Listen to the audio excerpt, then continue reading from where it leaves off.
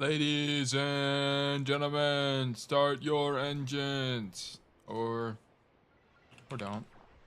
You know, it's optional. Welcome to the stream. Today, oh my gosh, I always get deafened by the loud. First of all, turn Overwatch down. This is too loud. It's too loud. I always get deafened by Twitch whenever I open it up to change the title. This is going to be drops, no ads, Cassidy coaching, come learn. Cash coaching now. Okay. Welcome to the stream, everybody. Hope everyone's doing great. We've got a lot of stuff going on. Yesterday, I had my first university game and we won, which is sick. It was a lot closer than it should have been. I made a bunch of mistakes. My team made a bunch of mistakes, but we cleaned it up. Things were looking pretty all right. I need to practice Tracer more, get my head in the game, and ascend the ranks. I also just got a very important email. Let me make sure it's not. No, this email is inconsequential. It does not matter. It's not the email I was looking for. Anyway, I hope everyone is doing well. I have almost completed the battle pass, but we have some codes to take a gander at. Also, I wanted to check something real quick. I want to see how many more wins do I need for top 500 eligibility on this account. I need 51. Okay, cool. And also, where is top 500 right now? It is M5, probably like, okay, top of M5. Okay. Cool, very cool. M3 is pretty, okay, it looks like they spread it out. M1, M2, M3 are a lot more people. It used to be like maybe 50 people per role, basically, or per rank. All right, cool. It's rocket, scissors, tree. Like, these are all pros on page 1. But anyway, we're going to start taking a look. No dilly-dallying today. I do have homework I need to do later tonight, so we will have to... This won't be a very long stream. I just want to knock out some coaching. Also, let me ping everybody for coaching in the Discord. Once again, my name is Tail. I am a Cassidy main. I coach Cassidy exclusively. In the future, I'll coach other heroes as well, but I pride myself on giving good quality sound advice, and I don't want to give anything incorrect for heroes I'm not confident on. So I stick to Cassidy. That being said, we'll start taking a look at some of these codes here. We have 1, 2, 3, 4 codes. Nepal, Route 66, New Junk City, and Samoa. So we're going to start with Route 66 from Monsieur, and then we'll move on to these other ones. So Route 66 is a code, or a map, I should say, that I have reviewed many a times.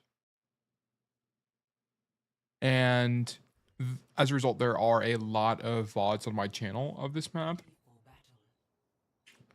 So I'm not going, I mean, I always say this, but I end up doing it anyways, but I plan not to spend too much time on map theory and more so on the gameplay itself. So this is mid diamond. Cassidy as well.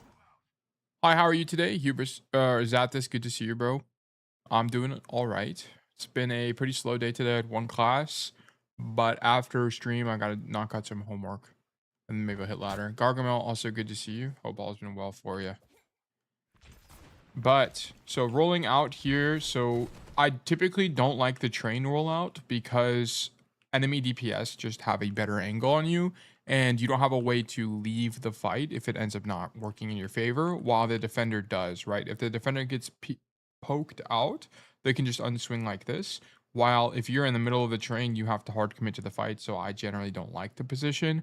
I would only do so if you know you have good timing or there's nobody on the high ground here, okay? So I don't prefer this train rollout basically ever. I would prefer you walk into the tunnel like this and go for some shots on the backline or to play main, but I typically don't advise main.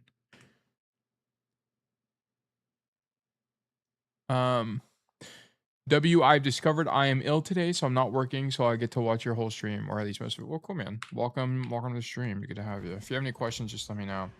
But yes, I don't like you being in the train at all here. It's easy to get spammed out, and it's also difficult for your supports to heal you, right? If you're in the train taking the fight, your supports can't heal you in the train. There's not really a great way for them to do so unless they postured to help you from the very beginning.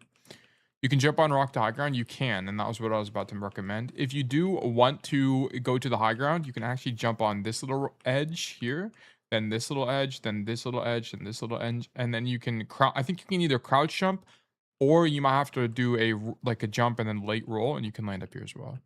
What about coast and sneak in behind sign? I think it's okay. It's just going to depend on what the enemy team comp is, right? If they're playing a Sigma, there's basically no world you're making this play. If they're playing someone who can poke you off or boop you off, there's no way you can make the play. It's going to be situational, right? What I'm trying to recommend to you guys are your general baseline plays, and then it's up to you to determine when to break the rules, right? So you would maybe break the rules if a tracer is stuffing this angle, they have a soldier up here that's hard pocketed. Okay, maybe your best play is to go wide and try to shoot someone on the back line. Montana, good to see you, man. How am I doing? Everything is well. Everything is well. We're walking into midterm season at my university, so it's a little bit busy, but things are going good. But other than that, business as usual. Oh, I forgot to say, everybody, I will not be streaming on Thursday or Friday. I will not be home. So I will not be streaming either day. So it'll just be today, tomorrow, and Wednesday for streams. I might have to cancel Wednesday as well. Or sorry, tomorrow as well. Wednesday should probably be fine. Good luck, thank you. I'm well studied. I learn extremely quickly, so I'm pretty confident on these exams. So, but thank you for the luck. Anyway, Rook or Monsieur, I don't recommend this position at all. So you're forced to play the game. You might just be forced to play the game, yes. Here we play with our Sigma and just take the high ground and force these guys out, which is fine. I don't really like you taking this aggressively when you have 175 HP. Honestly, just unswing, get healing, and then go back. I think the idea of taking the angle is good, but you can hear a Genji is here and you know he's pocketed. So I don't really understand why you go wide so early. I won't be surprised if you die on the angle here. Yeah, so you force Suzu. Honestly, this kind of just comes down to this Genji's kind of just garbage, okay? This guy should be killing you every time. So here, let's just watch this from the Genji's POV. Boom, right click, has to reload. So you got really, really, really lucky that you didn't die here. You also could have committed with dash. I don't really know why he didn't, to be honest. So you just got lucky that you didn't die here. So the mistake here is that you walked into the angle without having full resources, given that you're being marked on the angle, right? If there was no one here, then I'd be for it, right? I'd be for you just swinging without full HP, but you know the Genji's here. You can hear him jumping and spamming down main, right? So peeking there doesn't really make any sense. The risk reward doesn't make any sense here. Oh, also let me turn on recording and replay buffer. Okay. But yes, now we force Suzu, and then we go back to the angle. So now we're doubled up with the soldier, which is a little bit unfortunate. Here, I would sorry, clear my throat. I would look to either go wide this way, to be honest, and like look for a wrap in the mid fight, or just double up with the soldier at this point. You're already on a good angle, so doubling up is not that bad, but it's going to be easy for the enemy team to kite out from the soldier's POV, right? So the enemy team can just come up top and, you know, play the side of the thing, and your team can't really deal with it. So it's pick one of two options. You can either kind of look to go for a wrap play on gas here, or you can just swing with the soldier, which it's not optimal, but you're already here and Cassidy's slow to rotate, so it would be fine. Yeah, so this, I actually like the idea of this. Hi, this is you. All right, perfect, Panda. This works out amazing. So yeah, I like the idea of this play, right? You want to get off the angle with your soldier. I mean, the execution is just bad, but other than that, the idea of going to gas is actually fine in my opinion, because you go here and then you just swing wide on the Genji and it's really awkward for him. So I think this is great. I don't know if you win the gunfight, but I'm pretty sure if you just shoot him a single time, he's just going to drop off, and now you have all of gas control, which means that the enemy team is not here. So this push into the last stretch should be really good for you guys. It should be winning.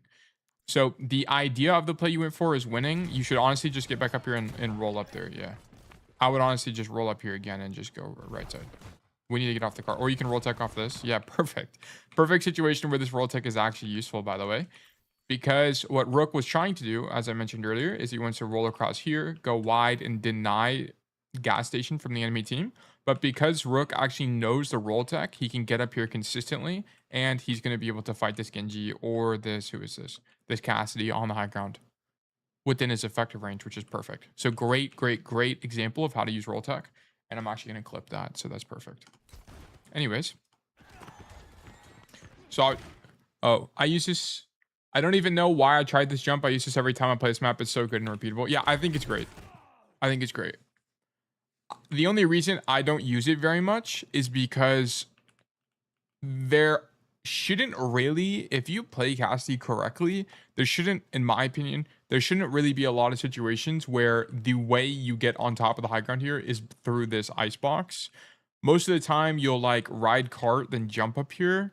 So at that point, this icebox roll tech doesn't really matter. It's really good to know in select situations where you need to get back up there, right? Because you also could have, in this situation, you could have, instead of going for this roll tech, you can actually just stand on top of the payload and roll to the high ground, and that also works. You get forced down. Yeah, if you do get, as I mentioned, there are just some like weird niche situations where you do get forced down. And then in those situations, yeah, sure, you can go for it. But I'm just saying, a lot of the times when you do want to go play high ground, you can do stuff like roll off this thing to get up there anyway.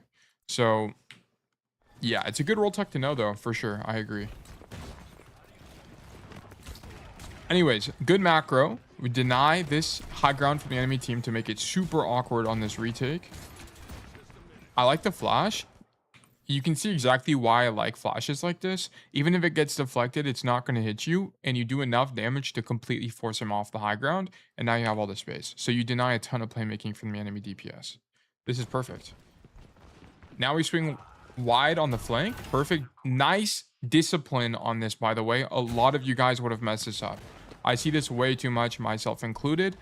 Notice that he swings wide on the angle, lines up his crosshair, and then easy 2-tap on a target that's not moving. Excellent. And now he goes 2 for 1. He's going to die to the Genji, but it's enough to win. He killed both supports. Perfect. Actual perfect execution. I love that from you. Now we go to the left side of the map, which is the optimal side of the map for Cassidy. Plays within his effective range. And we spam out the walkout, which is really, you can instantly see the value of being here, by the way, guys. He comes here to mark the walkout. Okay, so he comes here to mark the walkout, and then he doesn't even hit a shot. He doesn't even hit a shot, but the pressure of just being here forces the cast to roll, and he accidentally drops off the high ground, and he's now in a terrible position. Enemy Cassidy is now in a horrendously awful position, right? And this just came from Rook being on the angle. There was nothing else to it. It's just him being on the angle. And this is what I'm saying, guys. This is why the scoreboard doesn't really matter that much, because you being on angles like this has no reflection. He didn't even hit a shot, so he didn't even get any damage stat. But this is a really, really consequential event, right? This Cassidy falling off the high ground, I know it looks stupid, but it actually means it denies a lot of rotations for the enemy Cassidy, right? Now, if he wants to go high ground, he has to walk this way, and he's going to get spammed up by these guys. So it's a nightmare. So he has to go for something like this, but you're already on the high ground. So it just sucks for him. He's screwed. And it's just because we came to the angle. So perfect. All right, keep rolling.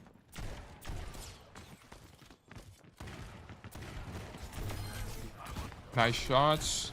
The soldier is able to follow up on that, because why do you think there's anything to the scoreboard mattering but only compared to others on the same hero? I think stats, if we want to talk about stats really quickly, I think stats are useful on a seasonal basis, but no less than that, no smaller time frame than that. If you're comparing stats on a game-to-game basis, I think it's largely useless, because you're going to have a different, for example, if you're playing Cassidy against a ball, you're going to have like a 62 accuracy, as in like, let me just draw it here. If you're playing against ball, it's going to be like 60. If this is just normal accuracy and this is headshot accuracy, you're going to have like 62, right? But if you're playing against an Orisa, you're going to have like 55, 25. So the context gets lost. If you're just looking at numbers, context gets lost. So it doesn't actually mean anything. And that's why I think if you want to look at accuracy, you need to look at it at a really big time frame, because in the long run, it's going to normalize most of the variance that happens from a different enemy tank or anything, something like that. So I think if you're going to look at stats, really look at it on a seasonal basis, and you can actually compare your stats to other people to get a rough idea, right? You should never treat stats as the Bible or anything along those lines, or the rules or anything. But if you look at your stats and compare them to a player that's better than you, you can get a good idea on how you're different, right? So if we want to look at my stats, for example, I'm a GM4 Cassidy player right now. I have 7 deaths per 10, and my accuracy is 49-14. Okay, so now if we look at better players, so we're talking top 10. Let's go to someone in the top 10 that plays Cassidy. Okay, let's go to the first person that has Cassidy as their most played, and let's actually go to Arc. Is Arc still on here? Yeah, he is. So Arc is the highest ranked Cassidy one trick. If we go to his stats, he has very similar 7 deaths per 10, and then he has 50% and 13%. Right? So looking at these people's stats can give you a better idea on where you should be, what makes the most sense for you. But the only thing to consider is that in different ranks, different stats are expected, right? Because people don't stagger as much in high elo, you're going to die less. Everyone across the board is generally going to die less often. Or you can also view it as you'll die more because you have more fights. So it's really hard to tell, right? I think the most informative is likely deaths, but even then it doesn't really speak too much about what you're doing in the game, because there's no information about positioning included. Positioning, baiting out cooldowns, timing, all of that is neglected on stuff like the scoreboard. Okay, I compare the average stats to the top players on the same hero. So for me to determine if my Freya is good, I compare the top 500 Freya average stats. Yeah, just use it to get an understanding, but don't treat it as your Bible. You shouldn't measure your level of success based on your stats, is generally what I'm saying here. Because there's just so much more to the game of Overwatch. There's a lot more qualitative stuff that happens, like forcing this Cassidy to drop here. But anyway, so the reason this Zarya even dies is because our Cassidy's on the angle, and he baits 2 people into looking at him, so the Sigma and the soldier are able to do infinite damage on the angle, right? So this is why angling is really important in Overwatch. Diamond tank, yeah, I don't really play. The reason my tank is diamond is I just don't play tank ever. I've never really played tank. I think if I am being 100% honest, if I actually grinded tank, I could have GM. I could have GM on every role. But I just don't play the roles because I don't care. Arc player title was diamond. Oh, his was diamond take. I'm also diamond take. But he just does that for fun. He doesn't really care. It's just a meme. It's like saying you're, because he's a champ cast player. But this is all perfect, by the way. Panda. I think let's look at the micro on the Genji duel. Okay, we're just flicking a little bit. All right. Just a little bit too flicky, but I mean, I can't really coach that. Nice. We just AFK on the angle. It's actually perfect. This drop is a mistake. That's actually so sad. This is unfortunately a fight losing mistake, because you need this. I wouldn't say it's game losing, but it's definitely fight losing, because you need uptime on the angle right now, right? You need to shoot this Genji. Like, this Genji needed to get shot as he crossed. There's actually a chance he dies here if you were here, right? Because here you can see you drop, so he gets to jump out for free. He gets to reload for free. He's not even looking at you, and he's 113 HP. If you hit 2 shots, he actually dies. I changed my sense the day before this VOD, so I'm gonna overflick a lot. Okay, gotcha. Yeah, I didn't mean to drop. Yeah, I know you didn't mean to, but I'm just showing you the cost of your mistake. Because you dropped, this Genji doesn't die, and it's actually likely that he would have died. Unfortunate. I don't really like the Deadeye, to be honest. It's just, I understand the idea of the Deadeye, right?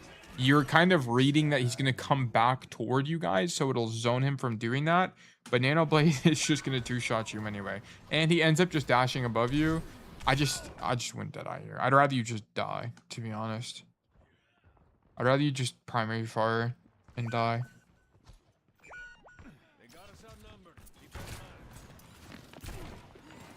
And this kind of falls under the idea of blind Deadeyes, right? You don't actually know where the guy is. You're just using it. Also, what should I do if Genji play on roof? Then you play somewhere where he can't deal with you, right? So if the Genji's here and he's marking your angle, like he's jumping up and shooting you or whatever, okay, I'm no longer playing that angle. I'm playing here and I'm shooting them like this. I'm shooting them like this. I'm shooting them like this. Is the risk higher? Yeah, but that's the cost of him marking my angle. Because that Genji would be playing correctly, now I'm forced into suboptimal decisions. So you should be playing inside the building, or you can super hard flank if you want. I don't know, this is when you start getting creative, guys. When people start taking away your optimal play, as in marking you on this angle aggressively, okay, now get creative. Use your understanding of the principles of Cassidy to determine what you should do next. So bam, go under. Bam, wide flank. Honestly, I've done stuff like this before, okay, where I super hard flank and shoot their back line. Just get creative, bro. This is where a good player turns into a great player. And you should have, at this point, Panda, you should have a good enough understanding of Cassidy to be able to derive the best play 80% of the time. You should have a good idea.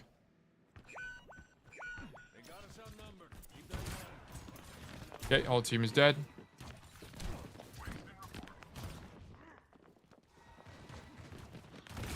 We're just basically waiting for our team. Honestly, here, I don't even know if you should be peeking, to be honest. I think, let's see, where's our team at? Our monkey's just coming back.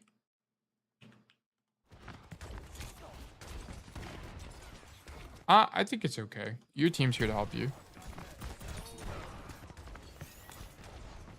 This is your window to walk forward, so we walk forward. Perfect. You seem to have a really good understanding for pacing as well. You can see the ebb and flow of the fight, right? And if you guys aren't familiar with ebb and flow in Overwatch, this is a perfect example of this. So the enemy team walks forward to take space and start denying rotations for red team, of which they do, and then enemy monkey jumps in, forces a Zarya bubble and a fly out, a GA out by the Mercy. And because everyone is kiting here, Genji is left alone on the angle, so he actually has to dash out after using his deflect because he has no cooldowns. And now red team gets to walk in, right? So this is the ebb and flow of blue team taking space, then giving space while not dying in the process. So, yes. So Rook goes top left. This is perfect. The only thing is you need to have zero hesitation here. This correction is good, but I needed you to have zero hesitation to walk this way. And the second Zarya bubble comes out on the Genji. Yeah, it does. So the Zarya misplays, I understand. It's more the Genji misplays. The Genji overcommits to the hold on the spot, but he should have read that his Zarya is not there. So because he overcommits, the Zarya feels like they need to use both of their bubbles to help him and the Mercy get out. So it's a mistake from his end, on my opinion, but yeah. So we come to the angle, perfect. Yeah, exactly. I mean, this is what I'm talking about, guys. Overwatch is won on the angle. Rook just comes to the angle and he wins. Okay, it's that simple. Shoot the Genji. I don't know if there's anything we could have actually done better here outside of mechanically. So other than having hesitation on the initial angle, coming top left is definitely correct here. At this point, you might have actually considered, because time is actually quite important here. Once Grav comes out, you need to be in the fight right now. You need to be in the fight right now. So I honestly would you have one of two options, and I think they're both equally valid. You can roll to the angle up top here and go for a flash headshot play, or you can drop, roll wide, and open up the angle this way. And the reason this might be a little bit, the reason why this might be worth considering is because on this angle, you actually have a wider field of vision into the state of the fight than you do here, right? From here, you don't really know what's going on, right? You don't know who on your team is stuck in grab. You don't know where your ally DPS is. It's tough to know what's going on. But if you were here, you actually have more complete information and you have a better read of the fight itself. So dropping here might, I mean, it's equally as valid. I think this is probably your safer angle, but this gives you more information. On hit scan, if you aren't hard flanking, your tank should always be in your FOV, yeah.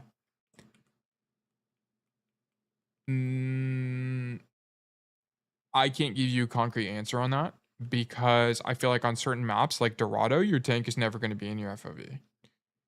Or they could be doing something else, right? If you're also, what if your ally tank is ball, right?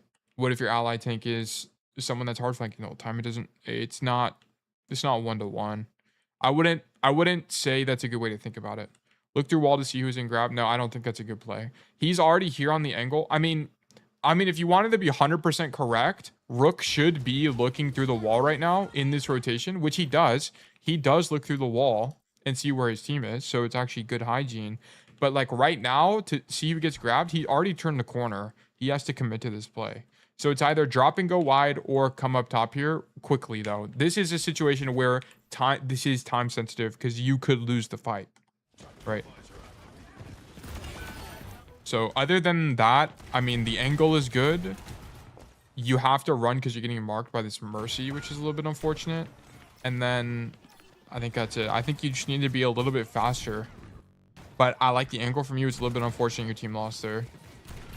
Yeah, and I actually think your speed would have added up. Because if we actually look at it, I know this is minor, but stuff like this is important in Overwatch. Every quarter second matters, right? So here, this is actually at the end of the fight. Let me go to the beginning. Okay, so here, let me go in real speed. Boom, no hesitation. You actually would be here now. Be here, you'd be here. You would have rolled. You would have been here. You would have been here now, basically. You would have been basically here now. Shoot the Ana, shoot the Cass.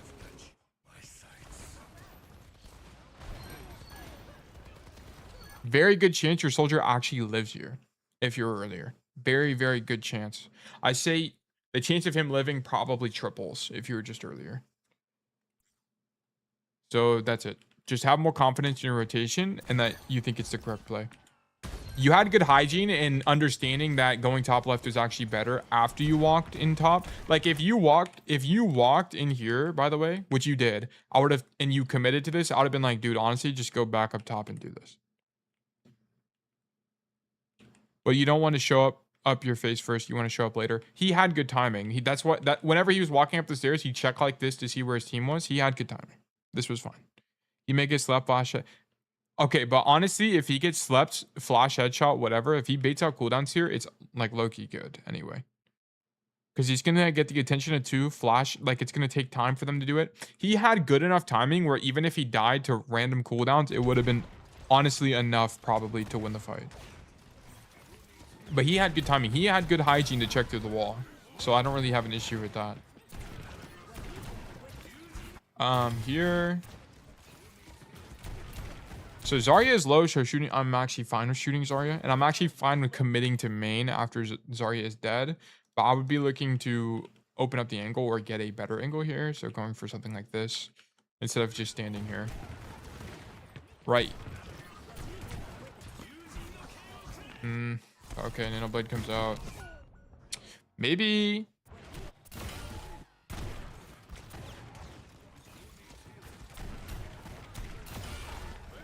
I mean, at this point, you just kind of know you're not going to be able to kill the Mercy. You either open up the angle and look for a route play like this in the mid-fight as a mid-fight rotation, or you just go back to the angle, I think. I don't think standing in main is better here. After the res, I'm talking about after the res comes through. What about going mega, then stairs at coast? Is that a bad angle? Mega, then stairs like this. In the mid fight, I think I think you're talking about exactly what I just talked about. I think he could have gone wide like this, grab mega or something and come up top. I definitely think standing here and doing nothing is 100% not the play. We need to be making a rotation. to a better angle, because everything he does here, he can do in a rotation, right? So here, boom, boom, boom. All these shots on Zarya are fine. And then now walk forward. Walk forward, walk forward, walk forward. Walk, walk, walk, walk, walk, walk, walk, walk, walk. I mean, even if we're going slow, this camera is definitely slower than Cassie's move speed. You'd be on the angle right now, and coincidentally, you would be following up with your monkey dive. So we just needed to make a rotation instead of just standing there. So you could have picked this one, or you could have picked the flank one. I think either would have worked. I don't really have a preference. I think either is fine here. I'm probably leaning closer to this one because you know you have space control on this side of the map. So this is likely better. But standing in main is not going to help you make a play.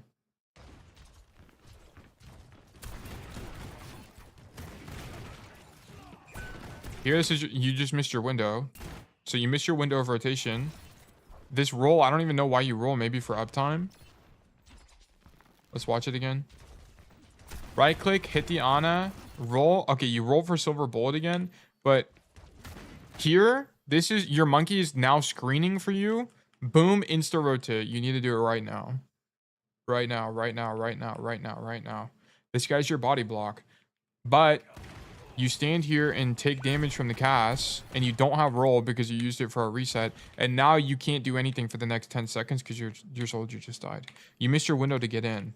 Because if you could have got in here, the Genji's on the other side of the map, right? You don't know that, but the Genji's on the other side of the map, and then you can come wide and be fine. And then you would actually have a ton of time to set up because your soldiers died, and you can like turbo hard flank like this if you want. Because you saw your team getting fried by Genji, so I didn't want to move. Well, that's a perfect... You should move. You should move when that happens. Because the enemy team is going to be either following up with Genji... let's see what the enemy team is doing right now, okay? So Genji's in main. Genji moves to stuff this guy. Okay. Does he dash? No, he just walks. He eats a bubble. Okay, so Zarya's looking at the engagement. Ana is looking at the engagement. Mercy is pocketing the Ana on the angle. Right? The only guy who's looking at you is Cassidy. And is this guy going to kill you from this range? Probably not. Okay. He's probably not going to two-tap you from... He might. There's like maybe a 10% chance he does, but it's very unlikely. So this is actually your perfect... And exactly what I'm talking about right here... Actually, look at this.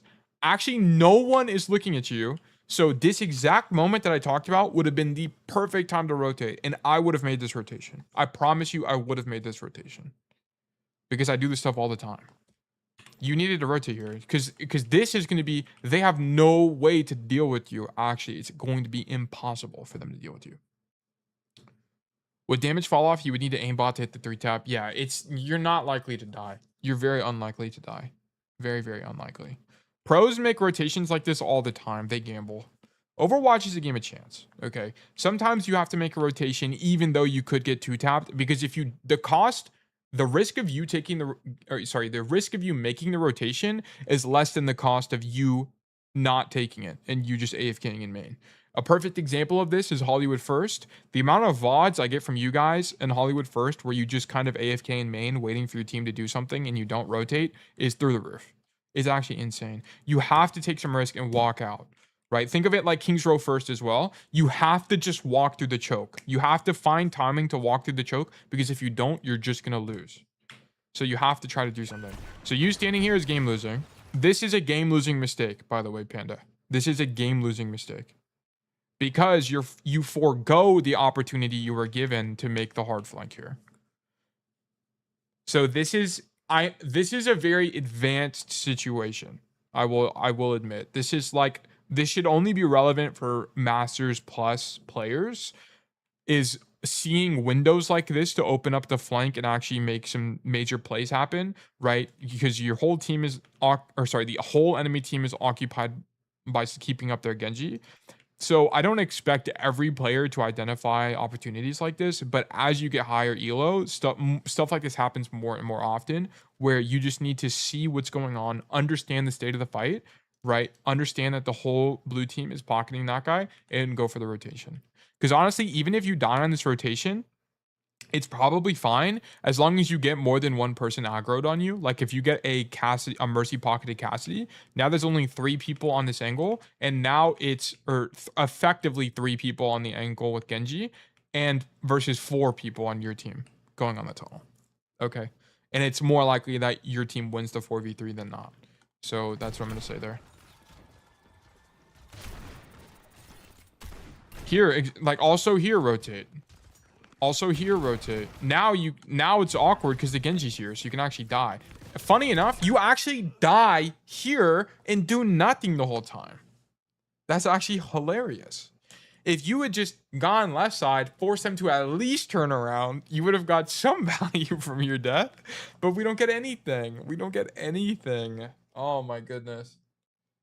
All right, so that you threw this entire fight. You actually, this is the game losing. This is the game losing mistake. For sure.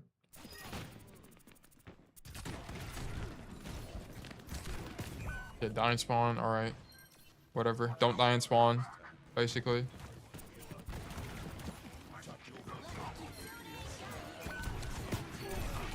Okay. And yeah, you actually do lose off of that mistake. That's so unfortunate. Well, you don't cap here. Oh shoot, our team actually clutches up. Sorry, hold on, my fault. I shouldn't have been so quick to assume.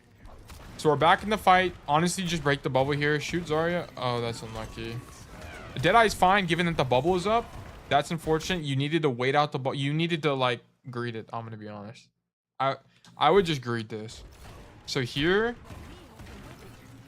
Boom. I actually love the Deadeye from you. This comes out. Oh, I think you're actually in the animation as the bubble comes out. Let me slow it down. Bubble comes out. Yeah, I wouldn't use it to break bubble here. I would honestly just pray that my soldier breaks it, to be honest with you. Because it's kind of the only way you kill her, but whatever. The idea of the Deadeye was fine. And shooting the Zarya there was fine too. Come to the angle. Don't break bubble here. Dude, okay.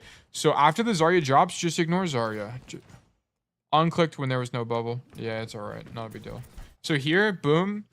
Zarya drops. Now your job moves from killing the Zarya because it's just going to be awkward for her. She has a bubble. And she ends up getting flash heal from the Mercy, I think. How does she get held? I think she gets flash heal.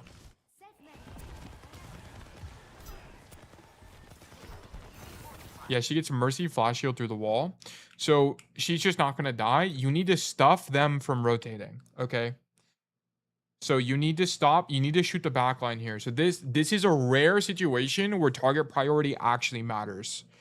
Stop shooting the Zarya, who's on the point. Shoot these guys, because the thing you don't want to have happen is them to walk out and come contribute to the fight. You want them to stuff here. You didn't even know that Mercy could do that? Yeah, it's a perk. I mean, the thing is, you don't really need to know that anyway. You should have just assumed that the Zarya would be taken care of by your team there, in my opinion. Because it's just more important that you stuff the backline. It's way more important because you already have 3 people on the ground here that can deal with the Zarya. So you need to stuff backline from walking out. Because think about it, guys. What is the worst? When do you guys have the least fun on Route 66? It's on this exact retake when you just can't even walk out the high ground. It's so miserable.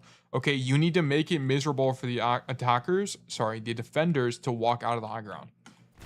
So this is a mistake. And then we just get grabbed.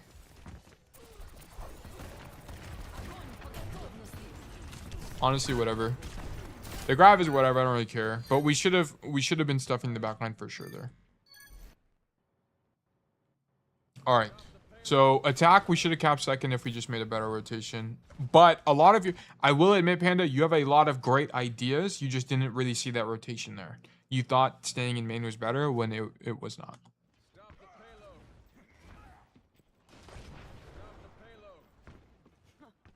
Okay. Here we start in tunnel. Perfect. Tunnel is actually broken angle. Broken angle. Okay, shoot these guys immediately. Nice. Exactly why you should play tunnel, by the way. You get free kills like this every other game. Extremely strong. The only time you want to give up tunnel, honestly, here, leaving is a mistake. Leaving is a mistake. Stay on the angle. I understand your soldier just died, but stay on the angle because, oh, would you look at that? You actually would have killed this Mercy that's rezzing your Ana right now. So don't leave. I don't know why you leave this angle. No one's even no one's fighting you. Kill the Ana. Boom. No one is marking you, so why do you leave? Only leave. Don't leave strong angles unless someone is actively marking you and is a threat to your life. As in you're going to die, right? A Genji holding W key on you. Okay, maybe you give up the angle.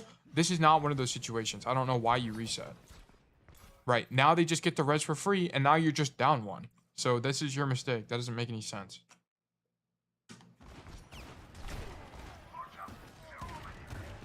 All right. Shoot the Cassidy now from high ground, which is actually quite good. Get this Genji off. We need this guy off the high ground, and we don't do it in time, and we lost. Okay, so you lost your win condition. Soldier died, so I wanted to be on gas station early, but yeah, tunnel was better. Yeah, like I understand Soldier died early, but that shouldn't really change how you play. The only time, given that you're on a good angle, you're already on a good angle, right? Okay, so here's how we would have looked at this. Basically, if you think about the macro of first point Route 66, how it generally works is there's one team fight here on this corner, and then there's a second team fight here kind of at the end. What ends up happening is that if someone dies early, like this soldier, it's fine because you just fight here and die on cart here, and then you just get another fight anyway. So you should be honestly looking to commit to this fight. The only time you might give up space early is if your tank dies and there's no way for you guys to stall cart. Because then it's like, okay, you have to get out because otherwise you just can't stall cart, so they're going to push it anyway, and then you're not going to get a second fight. So here in this situation, the best play was definitely stay on the angle because you're going to be looking for this wide wrap. Also denying the res would have been important. So, yeah. I feel like the only time one person dying makes me move angles is when my tank died. Yeah, it's exactly that. It's when you're on a weird... It's like this is such a strong angle for Cassidy that giving this up is just not good. If you were, I mean, even here, you're just kind of too deep, right? If you're like on the backside of gas and your tank dies, then yeah, run away, right? Obviously. But if you're here and your soldier dies, I think still 5-4 is still winnable. It's still winnable, so you might as well commit to the fight. You should only really kite when it's like down 2. Or it's either your tank dies or you're down 2, because then it's like almost always lost. It's a skill to understand the state of the fight. Okay, I can't really coach that. It's a lot of experience and looking through the wall and seeing where your team is and understanding the strength of positions and cooldowns and stuff like that to understand if a fight's winnable or not. So it's hard for me to explain that cohesively, right? It's a lot of moving parts. So in this situation, you should have identified that your angle is so strong and you are even on kills, right? You killed the Ana, they killed your soldier. It's actually fine to just stay in the fight there. Because then you need to make something happen now. Yeah, basically. Yeah. Good understanding. Right, and actually, Rook, your mistake actually, you giving up the angle here actually costs you everything. Because you stagger here, you don't even get a second fight. Your Zen, you and the Zen die late. So your Rhine is still here, keep in mind. And because now you no longer have pressure on backline, Rhine has to deal with literally everybody on the front line. It's just him. And it's too much pressure, right? It's way too much pressure now. And he actually almost dies. He comes to ground mega. Pins out, right? Right. Part of the reason why your team has to give up so much space here is because you don't have pressure on the angle, right? There's no pressure on the angle. Also, because your soldier died, there's no neutral pressure, right? So you just lose like 10 seconds of downtime that costs your team everything. Well, in Freya, I moved to somewhere where I am maybe vulnerable, but I can maybe hit 2 taps to even it out for the risk reward. Yeah. Oh, Panda said, sorry, I gotta go. I wake up early tomorrow. I'll watch the replay. Yeah, no problem at all, Panda. We'll still finish this out here. All right. So yeah. So this death is bad because you no longer get 2 fights on first, only 1.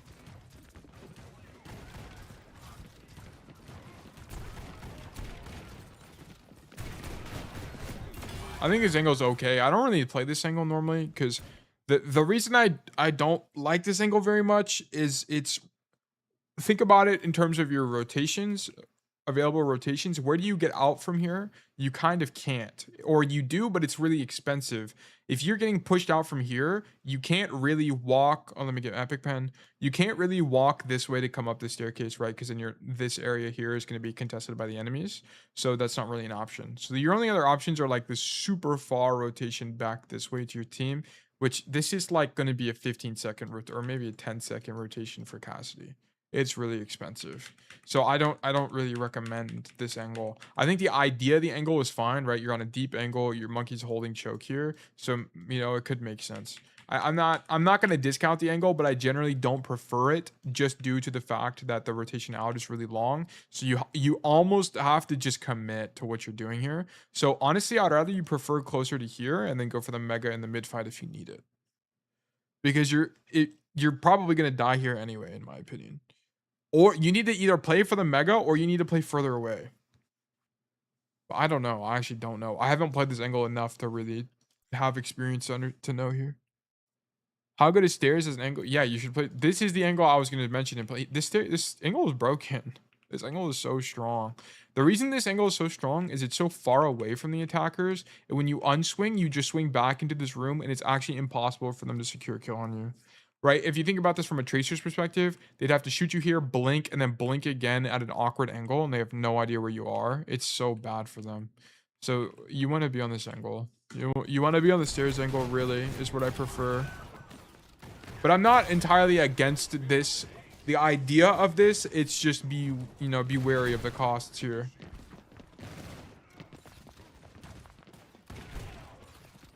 But the thing that's nice about this, him playing here, by the way, is he denies all of this space from the attackers, right? The one kind of weak part of playing here is that you don't deny the mega room, but this actively denies mega room. So if mega room is something that you find important on the map, right? So like if your team is holding this choke, the mega room is actually quite important, then the angle is good. But because your team is no longer holding the choke, the value of this specific angle is quite weak. And this is also why I don't like this once again in terms of rotations. You can't rotate out from here. Where you need to be right now is here, because then you'd be able to go for this late flank and actually go for the Ana. So I would actually aggress on the Ana right now. Yeah. I think you're actually a little bit late on this. So here. Yeah, you hear the Ana's alone. You need to go now. You need to go now and kill her. Yeah, you're just a little bit late on this. And actually, you don't even get the kill. So that's your fault.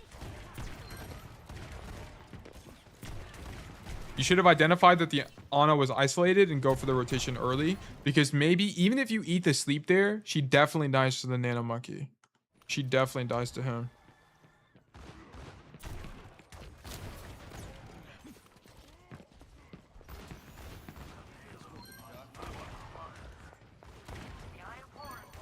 Yeah, you need to like, if you're gonna play this angle, you have to play aggressively for the backline, right? You see the Cass walk in, or you don't hear him anymore, so it's very likely that he walks in. So walk forward, flash, shoot the Mercy. Like, why are we playing so passively on this deep angle? This doesn't really make any sense. You need to be playing way more aggressively here. You are not doing anything in the mid fight. You're actually... Oh, it looks like you actually lag here or disconnect. That's unfortunate. But either way, you needed to be doing something on the angle. We're just kind of AFK. That guy gets nanoed and then you run away from her. Okay. Grab the this is what I was talking about, by the way. If you are going to play this angle, you almost just need to play in the room to get the mega. Like for precisely this reason, right? You're low, now you can roll to the mega and it's actually winning for you now. Yeah, like that guy is complaining. He's pissed off. Yeah, but you're just not playing, in my opinion, aggressively enough for such a deep angle. We catch the Genji on the rotation out. Here, this is a flip the map type of situation. Boom, shoot the Cass. While you're reloading, you should see that everyone's below you. While you're reloading, go for this rotation like this. Catch the Cass if he's still in the door. If he's not, you have this rotation, and now it's a really, really good angle available for you.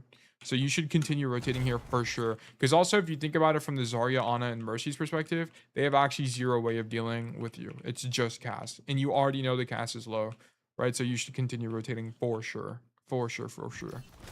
I would not be standing here. And yeah, and because you don't rotate, now you have to drop. Which I don't really have a problem with dropping.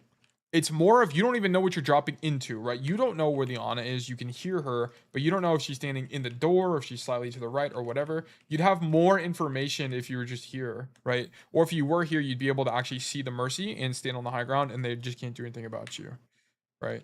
So I'm not entirely against dropping, but just you lack information because you didn't take a better angle that was available to you in the mid fight. So yeah. I don't really like this fan, but I understand it. Just understand that fanning at close range is really inconsistent. Nice. Come to the angle. Cool. Okay, so yeah, I was about to say, I would not play this angle, right? If you're going to play the mega angle, you have to do it when is it important for your team, right? And it's generally only when you're doing this, holding this choke. What's poppin'? All is well, Scholastic. Thank you for being here. Welcome to the stream. Doing some VOD reviews. Okay, why are we coming to this angle? This doesn't make any sense, right? So you hear the Genji main, he's spamming. Why are we coming back main, right? Because now we have no space control. If we look at this from blue team's perspective, oh, isn't it convenient that the entire side of the map here is now available to be taken for free?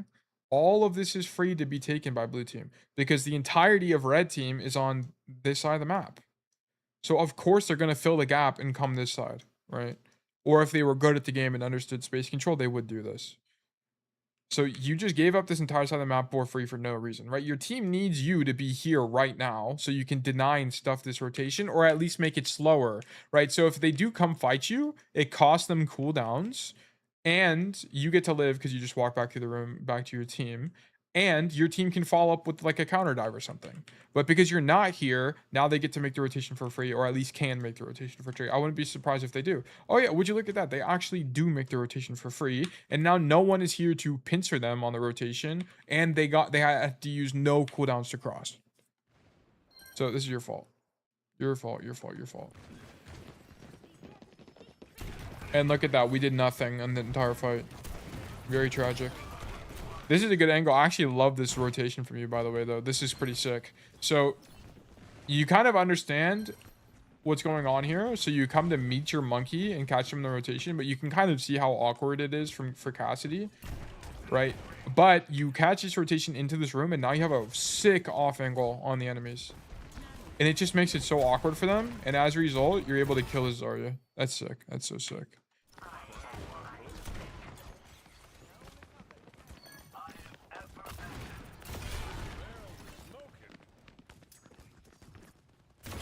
Okay, I don't think you heard the Ana there. The Ana's still in the room. She gets out. Cool. Nice.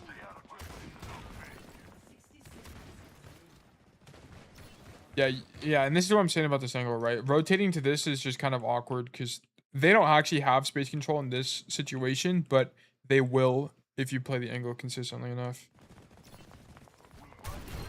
Or there will be times where that is the case.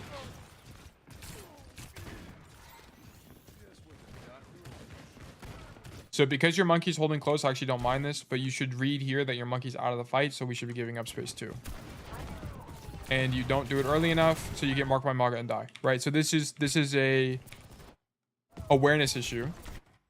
You hold the, I don't think you really understand when you should be playing the angle, right? You only want to be on this angle when this space is important for you, that you want to fight for it, right? Which is it's the same idea for this angle, but the only thing about this is it's a little bit safer. Right, you have a good rotation out if something goes awry, essentially. So yeah, you don't read that your monkey jumped out here. It doesn't really matter if he should or shouldn't, by the way. It's a matter of adapting to the situation, and you don't adapt to him jumping out and respecting the enemy team. So you become the dive target because you're the closest person, and you just happen to have the worst mobility cooldowns in the game, basically. So you are fried. Yep. The idea of the angle is fine, right? But it's the execution that's the problem. Once again, I'm kind of conflicted on this angle in general for the reasons I mentioned earlier, right? The rotations are bad and it's kind of in a weird spot. But if you're going to play the angle, you have to actually recognize when it's good versus when it's not good.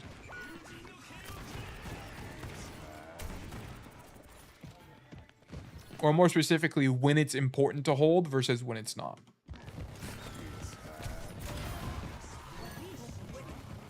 You're killing good. I actually like that Deadeye, to be honest. I love solo Deadeyes. I think it's the best way to use the ult, and then you win. I think your second defense is a little bit weak because I think you need, if you're going to play that angle, you have to either play it super passively or super aggressively, right? So play your life, go for that mega. I mean, it's just kind of tough, right?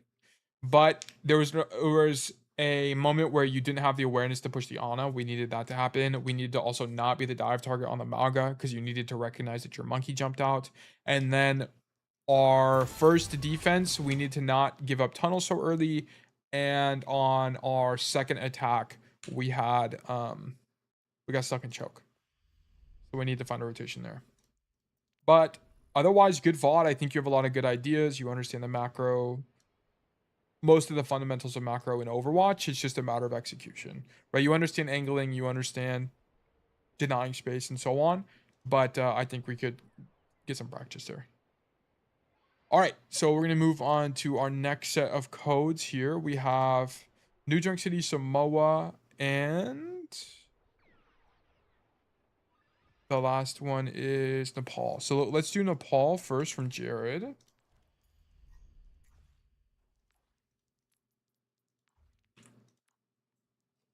All right. Super nice guy.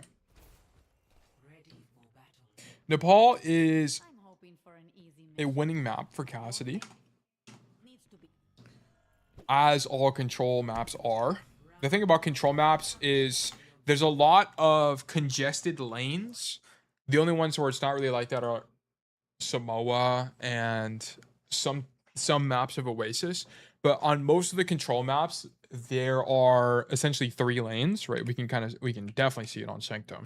There's a main lane here.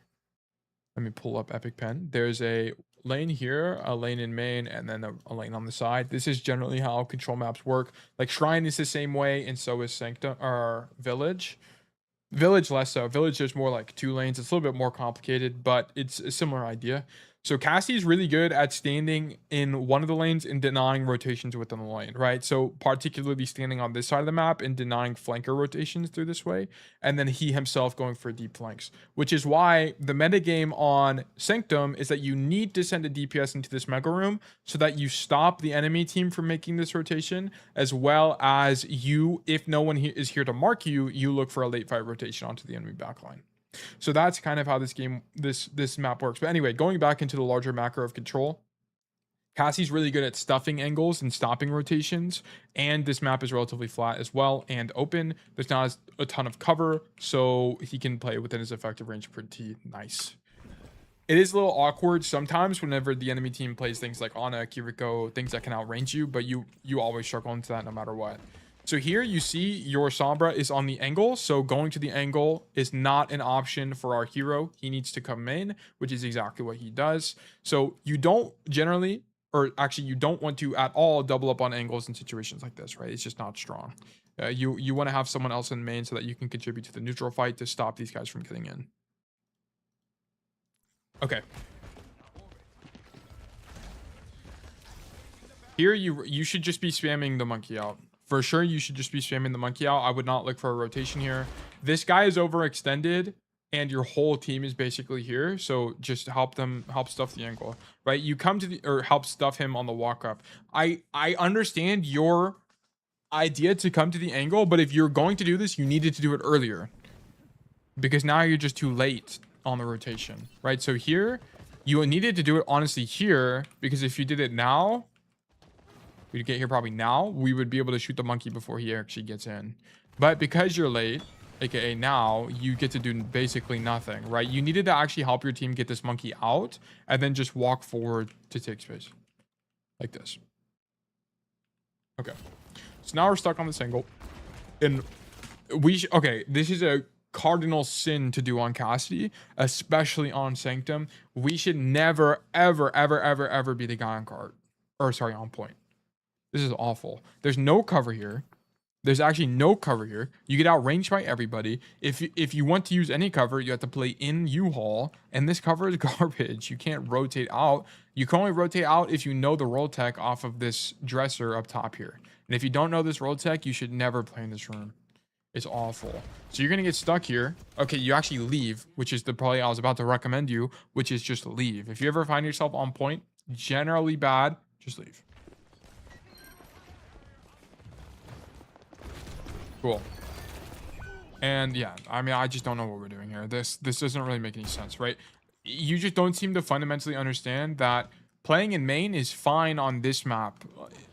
On this map, because point is so bad for you as Cassidy. If you're a tracer, I mean, you could open up more space by playing in main, right? You could like double blink. You could like blink in here, walk through U-Haul, then blink across, and then like, I don't know, look for something. But we're not playing a hero like that. We're playing Cassidy. You need to just run it down main, spam out the monkey, stand here, spam out the monkey, let your Sigma walk forward. But because you're not in main, this Sigma just gets his shield obliterated by Junkrat 24/7, and he can't actually do anything, right? So here, boom, whatever. Spam out monkey. This monkey should have been spammed out way earlier, right? You should be contributing to all of this. Shoot the Lucio, shoot this monkey out. Like this monkey, I mean, he still dies, but he should have died earlier. Your team gets to walk forward here, and it would just be good for you, right? But you just don't do anything. Like everything that happened in this fight, you took no responsibility for, or your actions had no impact over them. So yeah, this didn't really make any sense. We need to just get on point, right? You need to just play on the left side of the map. Just play over here or around this cover. Now we're texting a friend. Okay. Nice killing on Tracer. Come to help the Zen. I actually think that's fine in this situation. Nice flash. Okay, let's look at the micro here.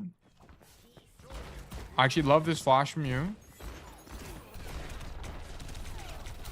So one thing, in situations like this, you actually don't need to move your crosshair that much. I'd actually encourage you to use movement aim a little bit more. Aim head level and just move left and right and match your movement, and you're more likely to... you'll just at least minimize your required crosshair. You have to minimize your mouse movements if you just match your movement in these kind of situations. Because here, I mean, you also run out of ammo, but yeah, I don't think there's really a reason. Because the reason this is so awkward for you is you're moving right, flick to the right here, moving left, you flick to the left here, move right, flick to the right. That's actually coincidental, it hits her. But it's just your movement is making it awkward here. So this is more of a movement issue than an aim issue, in my opinion.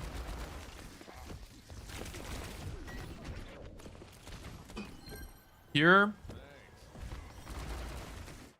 this is W key itis. Just don't walk forward, right? So here, boom, kill on the Sombra, whatever. Here, spam out the monkey bubble, but you can do the same thing from back here. So just no reason to hold W key, and it actually gets you within tracer kill range. So just, yeah, you need to just understand that you're already at a good range. There's no reason to walk forward.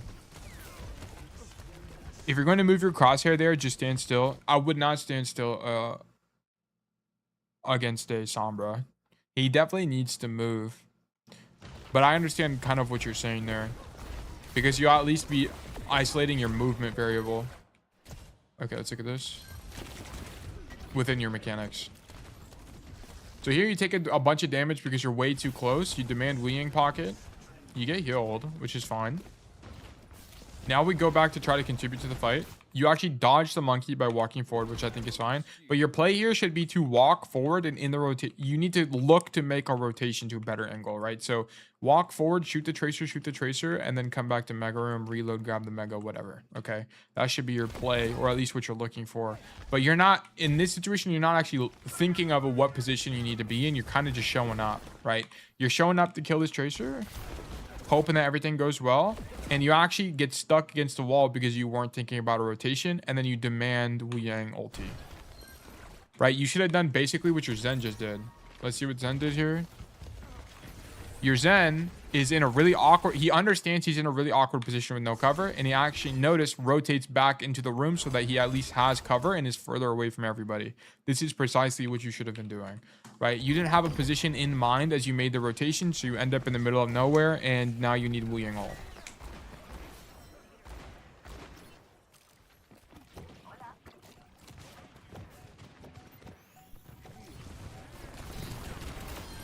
So I actually like you marking the Sombra, but I just wouldn't go this deep for it. I mean, you do force her to decloak, but now you're stuck on the angle. Like this is a really difficult angle to rotate out of, right? Because the enemy team just walks forward and they have all the space, and now you can't really walk past them in this kind of situation. So, and you actually end up dying for it. So I think marking the Sombra is fine, but it's more so you want to deny her from walking out the door. So honestly, like, stand here, because if you stand here, she'll actually get a proximity. You'll reveal her due to proximity as she walks out. So I'd honestly just, if you were going to be conscious of the Sombra, I think this would be preferred for sure. Just go deeper. He could go. I don't like going deeper here because it's too far. The rotation is too long. So first of all, I wouldn't do this play. But if you are going to do this play, what Xanthus is talking about is kill the Sombra, boom, and then don't actually roll backwards, but roll forwards, and then go for this rotation. It's just way too long, to be honest. It's just not. This isn't a good map to do a play like that. I think given that he did go mark the Sombra like that, his best play, given that he did go mark the Sombra deep on coast, he needed to realize that the enemy team is going to be fighting for that space, and instead of coming out immediately, he needs to just reload and then swing the angle like this. This needed to be the play. But he just kind of walks out aimlessly and dies, right? He's not really thinking about position.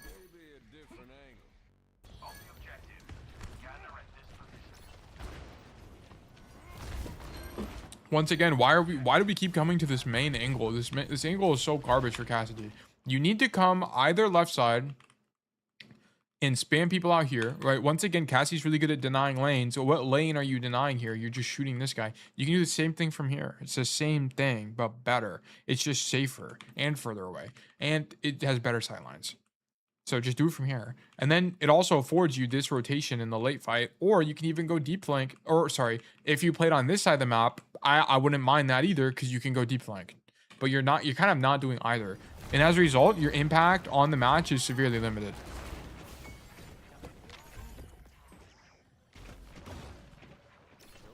Okay, I think your team deadlifted a lot of that, to be honest. You didn't, I wouldn't say you trolled, but your Sanctum looks losing to me. Looks very losing.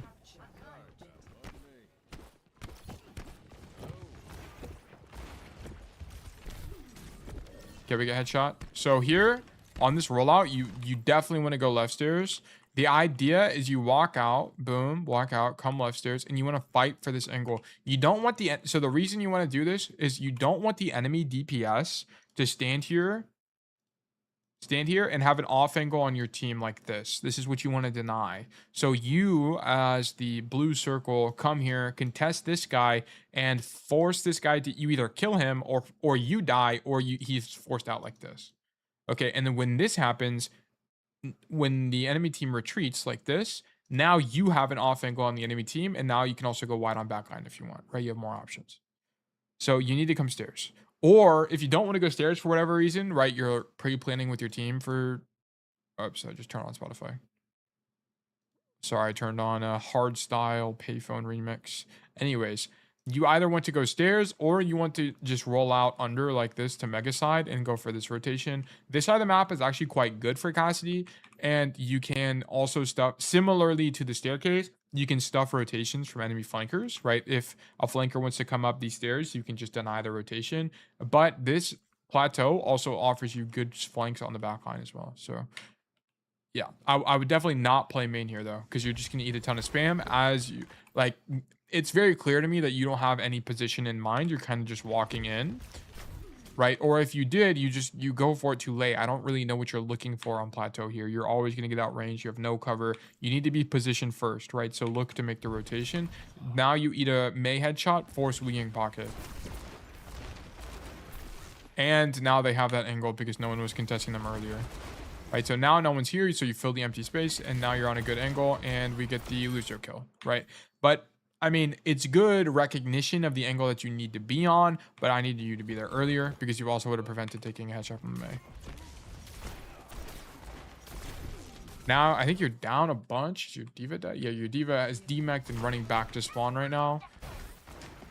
So you're currently the only guy, so we should have either looked to rotate out or die early, but it looks like we get the rotation now because we get bailed out by our team, which is quite great.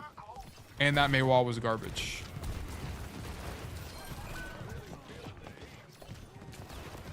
Come to the angle. Why are we walking forward? This walking forward is terrible. Here, BAP is too far away, and if you walk forward, you're walking into enemy space. So you're walking forward blindly into enemy space. Notice... what does this Mei see? Oh, would you look at that? I Cassidy randomly walking into the open for no reason. Dude, just go wider. Give up on the BAP and go wider like this. Boom, shoot the Mei. That's what you should be doing. Why put yourself at risk for a play like this? There's so much stuff that can go wrong in this rotation. Right? This is not good. This is not good. The flash is also too far away.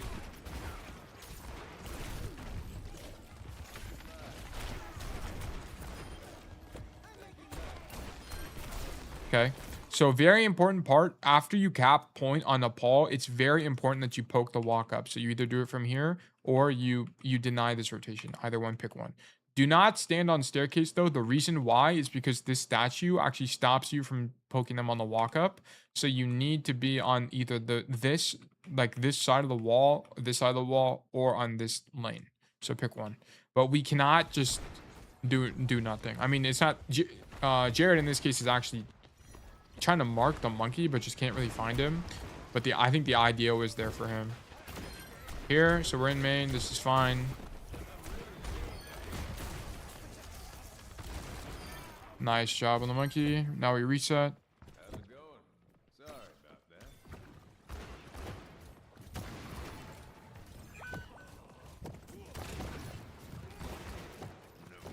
Here you have to give him space early because you're down one. Whatever. Super hard kite here, which is fine.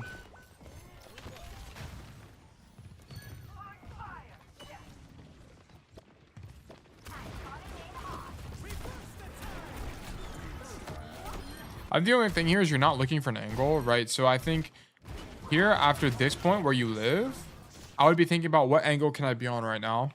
So I would either do this rotation up the stairs and go for something like this, or take a little bit more risk and jump up the gong here and go right side. Just need to do something. You need to get out of main here because this sight line is just bad for Cass, right? So I think the safer option probably would have been to stand here, right? Go for this and then unswing, probably. But I would have looked to do something. But I mean, if you recognize that your tank was about to die and you thought playing passively would be a little bit better for your team, then I can understand you just standing in main. Because this affords you the opportunity to, should you deem necessary, just roll backwards and get out. So I'm not totally against it. I would just encourage you to also explore the angle of, or the idea of taking an angle in that mid fight there. Bad for all hit scan because everything in front of you is just high ground. Exactly. I mean, precisely. You also just don't have any information, right? So a big thing about Overwatch is having as much information as possible to make the best decision. And standing here, you can't tell what's going on, right? There's big walls that stop you from seeing the fight. And there's just no way you get information, right? But if you're here, for example, you'll have way more information about what's going on, way more context to decide from. But I can kind of understand why he played in main, as long as the rationale was his tank died and he wanted to be able to bail if he needed to. Okay, this is fine. All of your mid fights look generally fine. The only issue in terms of like mechanics, target focus, whatever, my problem you have is you make these weird aggressive rotations that disregard enemy backline sometimes, and then you aren't really thinking position first, right? You're thinking about how can I just kill this guy right now, when you generally should be thinking, who can I kill from this position? What position can I take to kill more people? Is how you should, that's the train of thought you should generally be having in Overwatch. It's almost always position first. And then in rare situations, you can like roll forward in the open and flashbang someone, but that's only if they're like 1 HP. Or it's an extremely winning fight or something like that, like extenuating circumstances. Here, you're not poking the walk up at all. You need to be poking the walk up. Very, very important part of Nepal. So here, I don't really mind the roll to get silver bullet again, but you need to stand here, shoot the Mei, shoot the Kiriko, shoot the Mei again. All these guys need to be shot right now.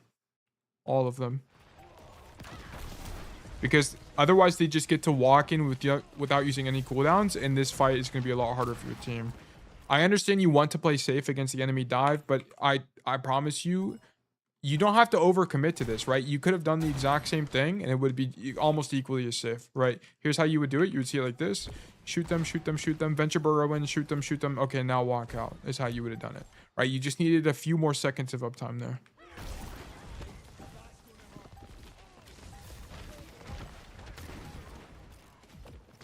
So now you make a rotation. Good.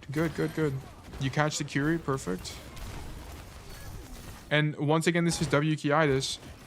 Here, you kill the Curie. Notice how you're walking forward further on the point. Now you walk forward further to catch the Mei, and then you get punished by the monkey, right? This time you actually got punished. Your idea should not be to walk forward here. It should be go on the angle. Or if you're being conscious of being the guy on point, you need to unswing the angle, like fan hammer. Or like, I don't know, fan the monkey, shoot the monkey, unswing the angle, then go back at the last second. But I don't think you're conscious of being the only guy on point here. I think it's just coincidence. And then you live by miracle because you get both Wu Yang and Zen Pocket. This, in my opinion, was a losing game. Your play was losing, in my opinion. I think you got carried by your team. I don't think you win consistently on Nepal. You had some good ideas, but yeah, I think you didn't play Sanctum correctly at all. You need to think more about lane control, and you also need to have more of a position first mentality. What can I do from what's the best position here, and what can I do from that position? Not what can I just do? Can I kill this guy right now at all costs? Right? That's just not how you play the game. Okay, but thank you for the code. Thank you for the Nepal code, Jared. We will move on to Kwame on New Junk City.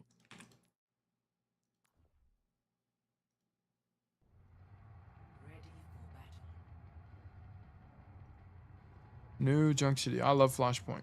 Good old Flashpoint. Let me make sure. All right. We're on Kwame here. Let me open this up. Open channel. All right, we're good. All right. Let's roll it. Roll the footage. Okay, so we come out of spawn and we go main. I'm honestly 50-50 with going left side. I think going left side is strong, but the problem with going left side is if you get marked by 2 people, you are just going to die because the rotation out from this angle is really bad. It's so bad. You have to commit to these fights if you're in here.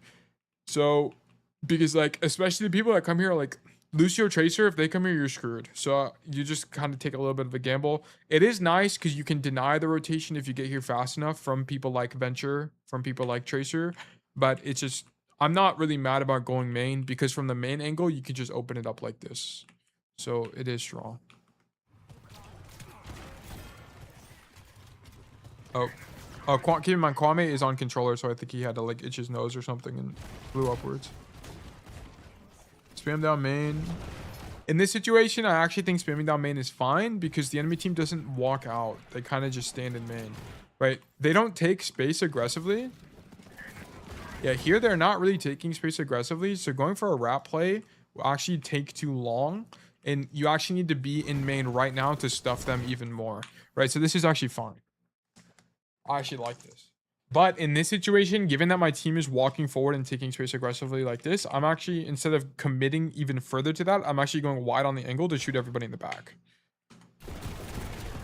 Yeah, I would not be shooting the queen there. I would have rotated and shot back fine. I don't think it's throw, but I personally would have preferred being on the angle.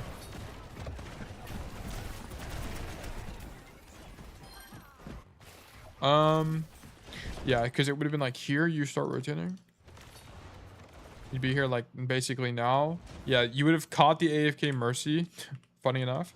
And then you go wide. You might have actually caught the Sojourn as well. And then you would force his Torbjorn out. He'd be out of this neutral, and then it'd still be winning. It'd still be winning. I think that play's just better, flanking.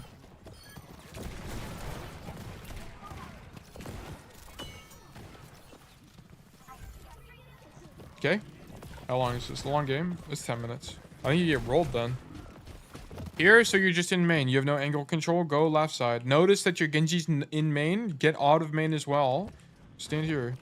Stop rotations this way. Look for a late fight rotation into their backline. Right? I would not be stuffing main here. Yeah. You needed to be here earlier. You have the right idea, but you just need to be here earlier. Because I think you actually probably killed a Mercy there. Yeah, you can see the power of the angle. It's really strong. It's extremely strong. And then you just kind of overcommit here. So boom. Good kill on the Torb. Good kill on the Wu Yang. But you... it's alright. It's alright. Do you hear the Queen? I think you think that the enemy team is further up, as in they push further. But... so whatever. That's unfortunate, but whatever. I get it. It makes sense. Okay, once again, why are we in main? You need to be on the ankle. Is your Genji on the angle? No, your Genji's not on the angle. And actually, notice this. Because you're not on the angle, boom, Viola gets in for free. Mistake. Huge mistake. Now, Viola has good angle on your backline, kills the Mercy instantly. That's your fault. That is your fault. That should have never, ever, ever happened. And it's because you're not on the angle. Once again, taking angles, especially on maps like this, is not only about having the possibility of shooting backline, it's also about denying rotations from the enemy team, right? You would have denied that Sojourn, you would have denied Viola the ability to do this, okay?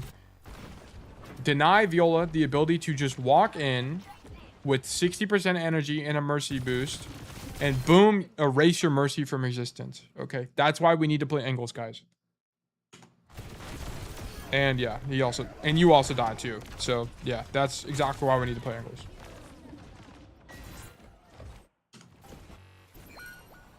If you don't take them, someone else will. Okay. So now we're back in main.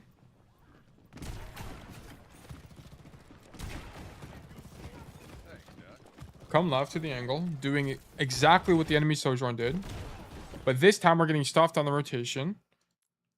We get stuffed on the rotation because the Torbjorn is playing a good angle, and so is, I mean, I would argue they should probably be here, but I think it's fine because you get stuffed. And now you actually give it all up for a different rotation and completely, which I think is fine. This is the ebb and flow of Overwatch. Sometimes when an angle's bad for you, you look for something else. So this is fine. The only thing about this is you incur the cost of now Sojourn taking the angle, right? Viola now gets to take the angle. But when she comes here, I mean, she just doesn't commit to a wrap. I mean, because committing to a wrap is not as good on Sojourn just because of how rail works. So this isn't really a play Sojourn can really make. So yeah, I think it's fine. Unless he like, she could actually, she has OC. She definitely could have made that play. So never mind. She could have like slid way back. This roll forward is terrible. Don't roll forward here. And then now you're stuck with that roll and you don't have a good rotation. So maybe actually your best play was to fight the Sojourn. Let's see.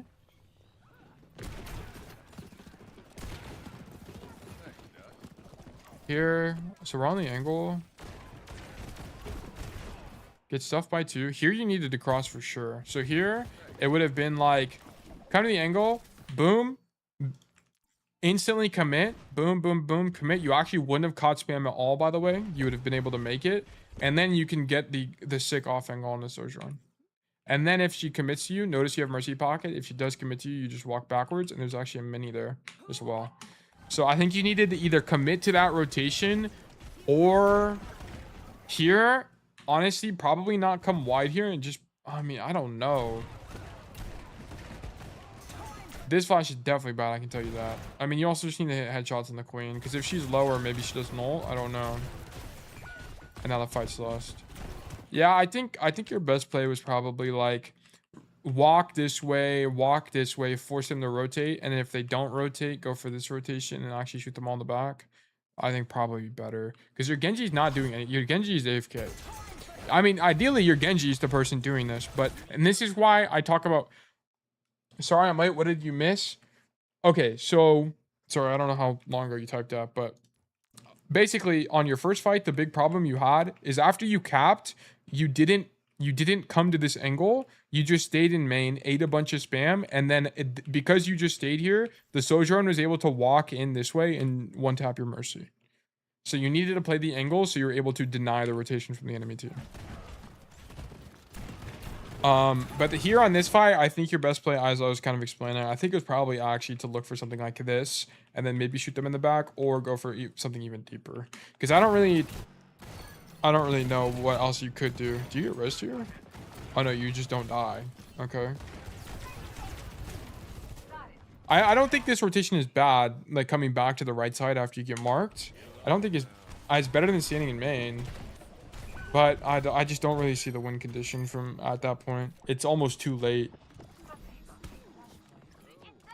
So you definitely could have won first point. For sure could have won first point here.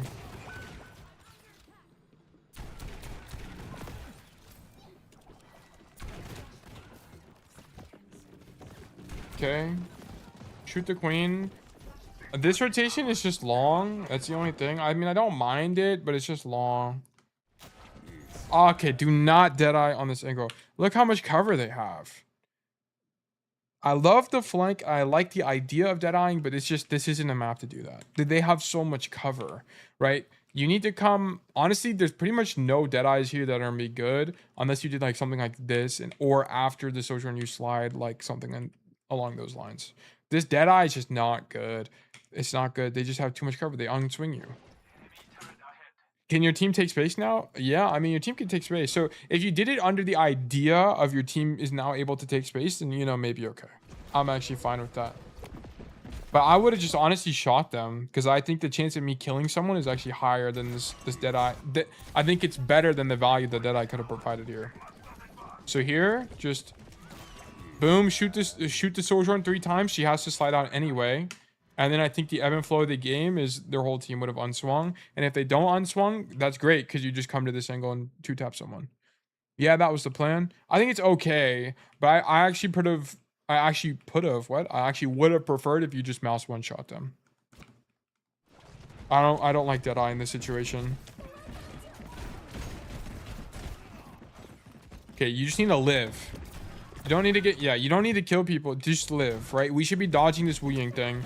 Eating the spam this is fine to come back to cover, but here you're on a good angle. You just need to live because you're looking for some play in the mid fight, or sorry, in the late fight, right? So here, shoot the Torp. There's no world where we should be getting hit by this Wu Ying. This makes no sense. You actually just saw it happen. You can just unswing. So that's a awareness issue. And now we get aggressive on the Wu Ying because of that. And it looks like our Juno tried to come save us, and then she probably ends up dying as well, but the fight is lost anyway. Yeah, I think the flank was fine. I think it is a little bit long, but that's kind of the risk you take in doing stuff like that. But I just think opening with Deadeye wasn't correct. I would have preferred you just shoot them.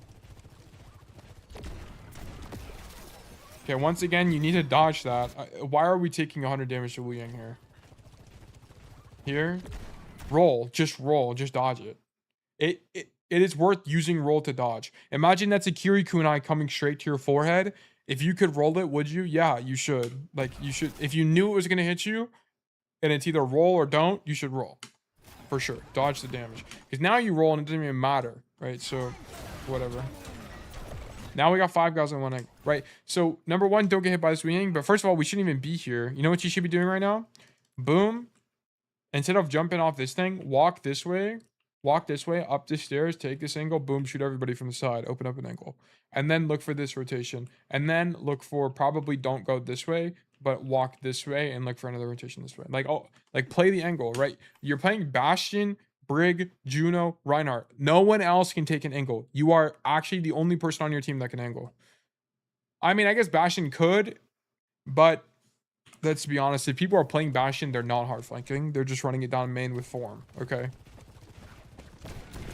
So yeah, number 1, don't take damage. Number 2, don't be here anyways. You should have been on an angle. So now we all kite, whatever. And then they just stuff you in here. Oh, actually, let me see this. Nice headshot. After you hit those body shots, rolling forward makes sense. This is a situation where greeting or like cheating a kill is fine. You actually have a lot of cover and no one else is there to follow up with the Sojourn. I think it's fine. They get the res, which is unfortunate. We get marked by Queen.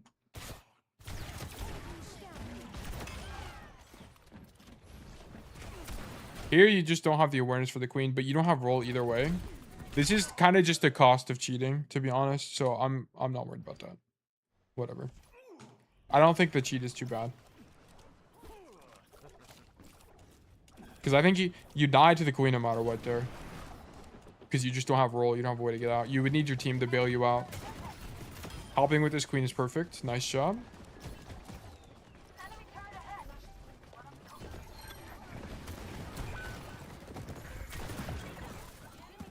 Okay, here. Let's watch this again. So you match your team's intentions, right? Your team is fighting on the left side here. You can see it from the Juno. As well as... yeah, you can hear what's going on. So you come to this angle to shoot the Wu Yang, which is fine. Rolling for another silver bullet here is not advisable, in my opinion. Honestly, because you see him leave anyway. Whoa, why did it go? There. Let me just phrase it this way. There aren't very many situations where I'm rolling for an extra silver bullet. Unless I'm like miles away from the enemy team, right? I'll roll for an extra silver bullet when I'm like here, for example. Not when I'm here. Right, it's just too close in proximity. There's a lot more margin of error. Someone can come up here and fight you. 6 seconds is a long time in Overwatch. Okay, so I wouldn't just casually roll for silver bullet all the time. It's not rare, but it's not a frequent occurrence, because that will get you killed a lot. If you're using it way too much, it'll get you killed a lot. Silver bullet isn't that different from a normal shot.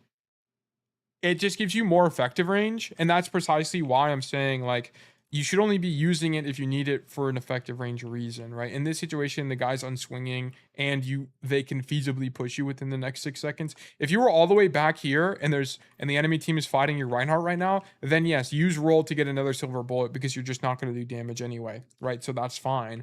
But I wouldn't be doing it in a situation like this when I'm so close to the enemy team. Not preferred.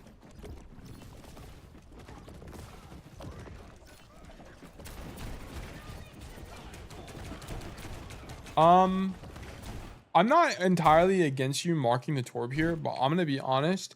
I think it's likely more valuable for you to shoot them on the walk up. Because I don't know if you noticed this, your Bastion is dead. Okay. So in this situation, I actually think it's better. I understand Torb's on the angle, but you kind of just can't deal with him. Because if you're not shooting them on the walk up, who is?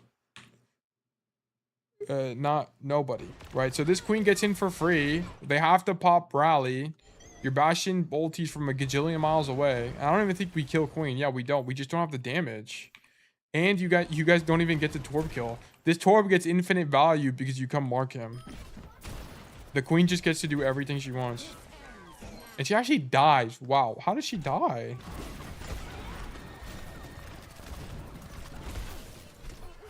Wow, she gets caught by the Bastion, and she's not getting any health.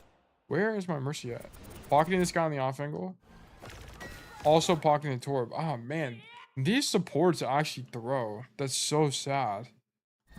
This Queen got him for free and gets no help from anybody. Oh, well. I think it's a little bit coincidental that it worked out this way, to be honest. I don't think the Wu Yang should be helping the Torb on the angle. Also, it's just so unlucky for the enemy team. I don't know. I personally would not be stuffing this. I would not be worrying about this Torb because Bastion died. I think the more consistent play is going to be to shoot Queen walk, because you just don't have anyone else on your team that can do that, right? You're not playing a Kiriko. You're not playing an Ana, someone that can punish a walk up as much, right? But it's not 100% terrible. But I think it's a preferred play there. Okay.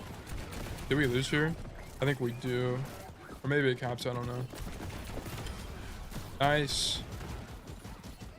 So I think all of this is fine. Coming to mark the Weeing and actually rolling for that is fine in my opinion. And then shoot Torb. It's a little bit loud. Let me actually turn it down even lower. Good Deadeye after the Valk comes out. I like it. I like that you hold it as well. Great job. Nice job. Perfect. If the Weeing is just with the Queen instead of the Torb, you're probably cooked. Yeah, that's what I'm saying. Like, if Weeing just played main and then used wave on Queen, I think you lose. But because he's not there, it's over. It's actually over.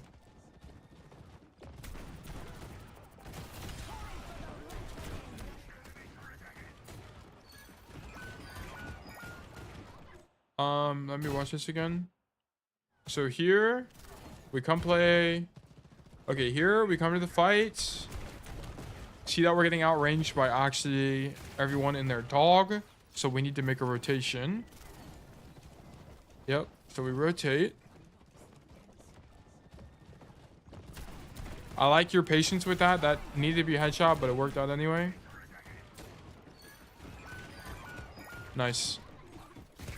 This is a great job from you. I like this. Sucks to be their Queen making the right play and losing because your Weeing is bad. The issue there was both the DPS were taking flanks. Both DPS were flanking. And this is why I tell you guys, if one guy's flanking, you should just stay main for exactly the reason that happened to the Queen. The Queen made a good play. She wasn't contested. She just walked in and forced 2 ultis, but she just loses because no one is with her. She's actually just alone. I don't know how you lose other than your aim sucks. Why are we walking forward toward a Queen? This is your mistake. You need to go... Don't go forward. Go wider, right? So here, boom, shoot the Queen. Boom, shoot the Queen. Perfect. You see her go back into cover. All right, cool. Unswing. Just, like, open up the angle. Open up the angle. Open up the angle. Open up the... Like, go wider. Don't go closer.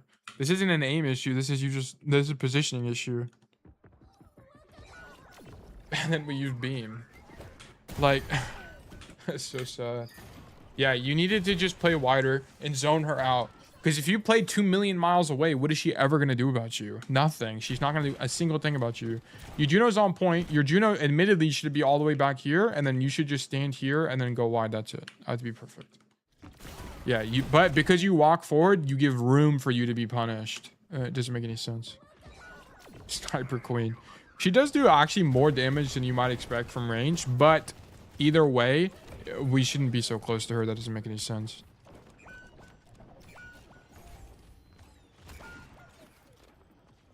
And she actually kills 5. That is insane.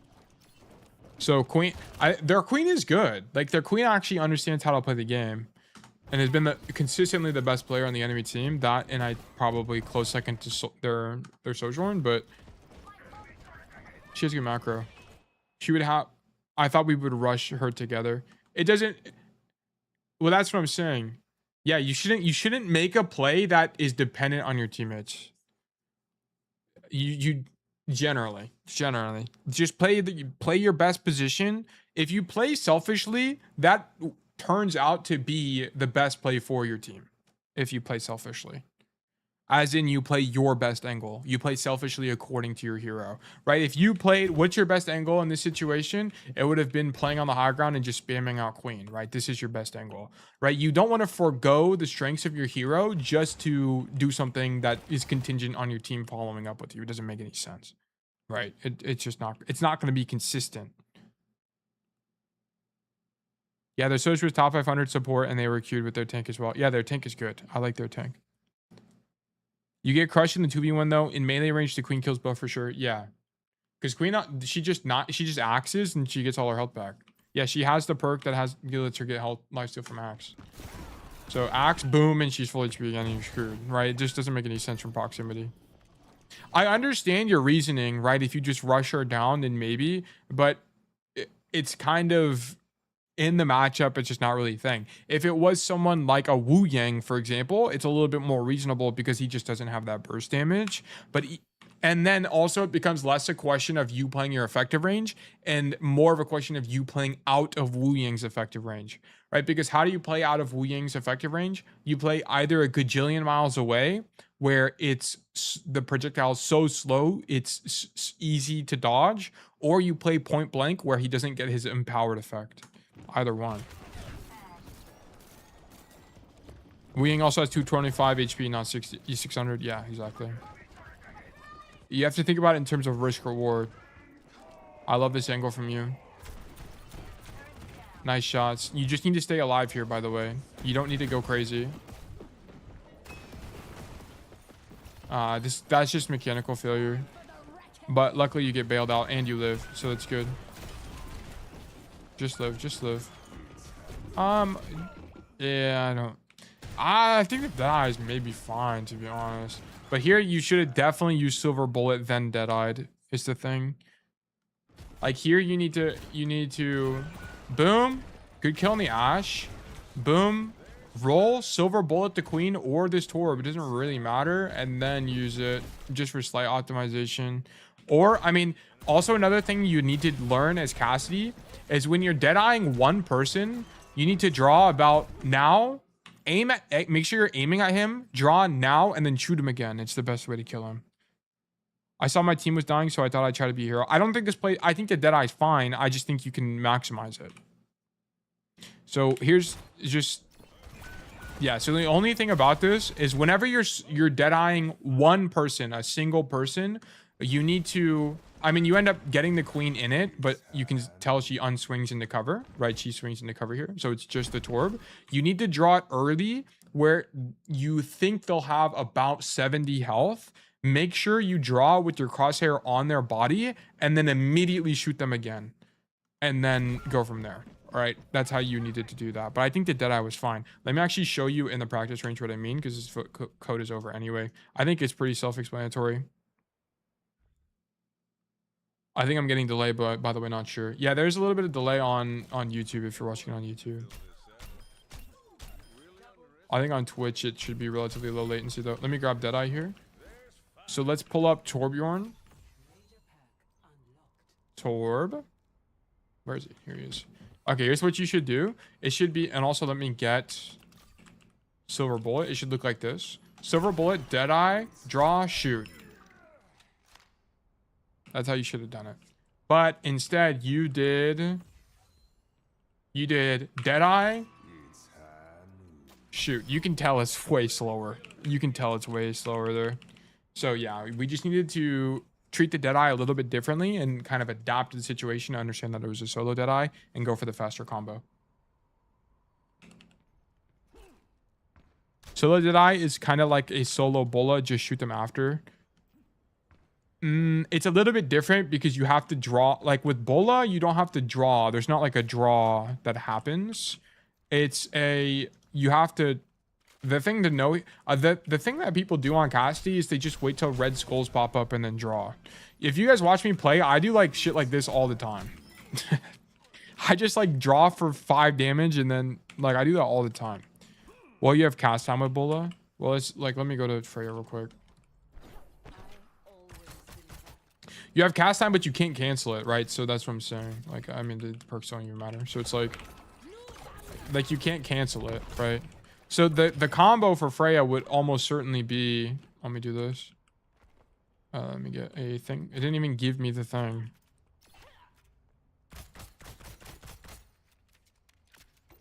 Boom. So you would go take aim, Bola, probably shots, and then take aim again is how you would do it or something.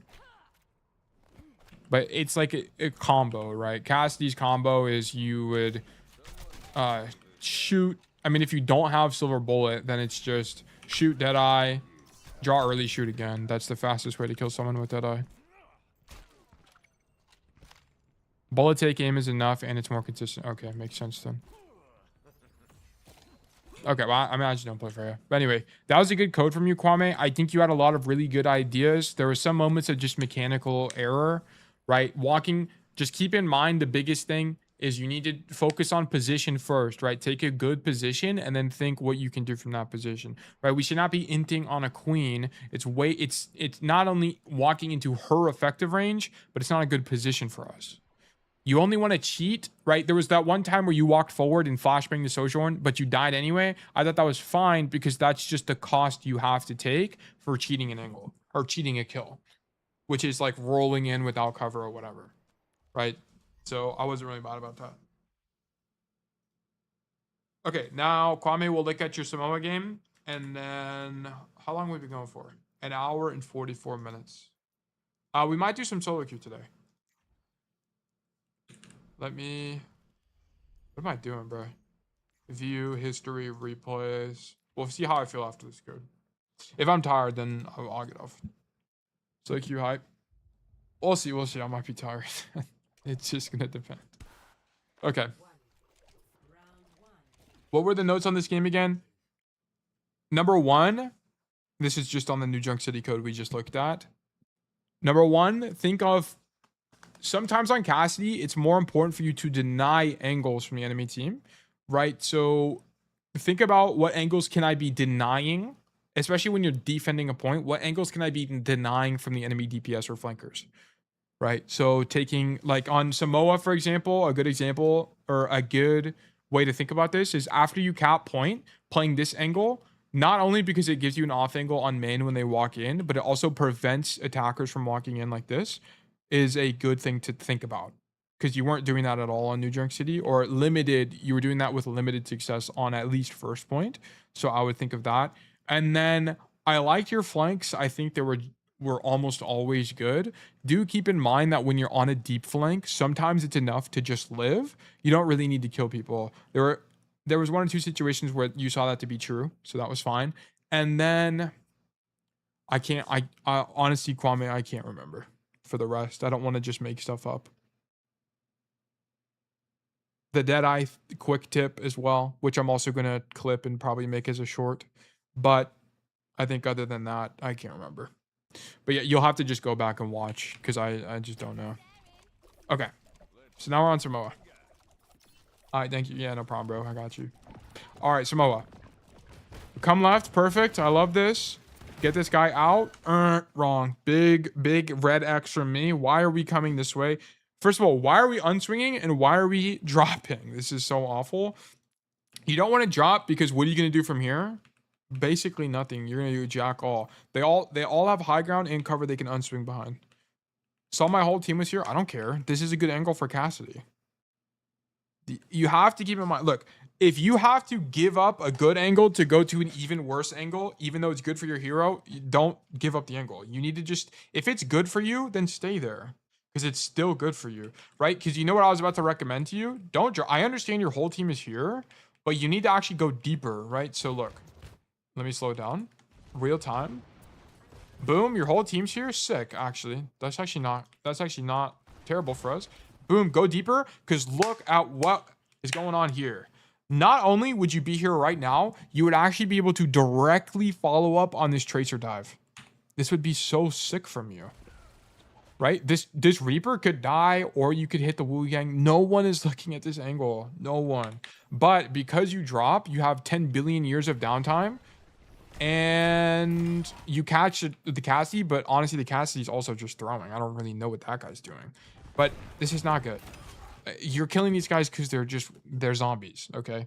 Like, what are these guys doing? Actual, just insert some Minecraft zombie noises here. Walking towards Steve, bro. What is this? What is this gameplay from these guys? That's so troll. What? But yes, you needed to go wider on the rotation. You need to do this. Okay. That's what you need to do. All right. Yeah, like all these guys are bots. They're all bots, bro. Don't know what to tell you. This doesn't make any sense. All right. Yes, your gameplay here was the exception to the rule, very fortunately. For your elo, at least. Nice shots on Cass. I don't really like any of this, though, because we shouldn't be here. What I'm saying. Yeah. Here's what you should do. Look, here, boom, fights one. All right, think about where do I need to be? Boom, turn around, walk this way. And this is exactly what I was talking about, Kwame. I need you to think about what angles do I need to deny? What's a good angle for me that also denies stuff from the enemy team, right? So this angle. So I would be here right now, shoot these guys, unswing, maybe come here a little bit but don't hard commit to this, shoot them a little bit from here. And then follow up on Diva if I need to, right? This is what I want to do. This round is a steamroll, by the way. The shuttle comes after. Okay, no problem. But I still don't, I mean, I just still don't think you're playing this correctly, right? You're in main, and look at also where your tracer is. I mean, your tracer's deep in the back line, but we can also be helping here. Damn, didn't get here in time for mine. Jared, you made some egregious errors. I actually kind of set you on fire on yours, by the way. That was like an hour ago, I think. But look at what your tracer does. Boom, run it down main against a Reaper cast. I mean, she can't really hard angle against a Reaper cast, to be honest. I mean, she does this. What is this guy doing? I'm glad I'm not coaching that guy. That guy would give me... I'd have many health issues if I was coaching that guy. Anyway. But yes, we should be on the angle here. I don't think playing on main is throw, but your tracer's not on an angle. This guy's not doing anything. Nice dodge.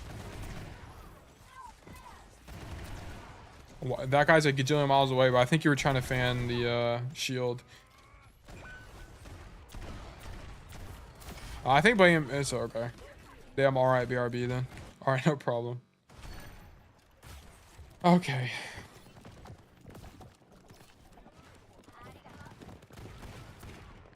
Tracer's playing main. Is our tracer on the angle? No, our tracer's in main. I want us to be on the angle. I don't want us to be in main. Now our chaser's on the angle. She gets rocked instantly, recalls out. Okay, cool.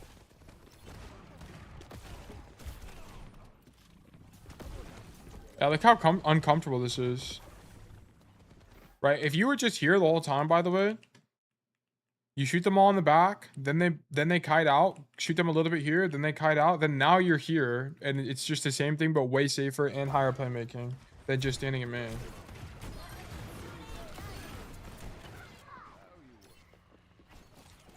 I'm gonna be honest, you're low-key just winning because the enemy team just sucks. They're just not doing anything. Yeah, you just win. Okay. Enemy team did not do a good job there.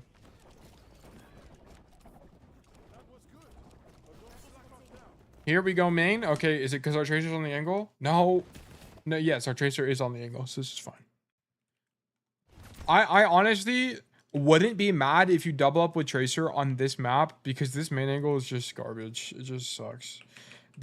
Really what you have to do on Cassidy is you have to play in this hallway type area and look for these kind of angles, you know, stand up here and shoot them in the back type of situation.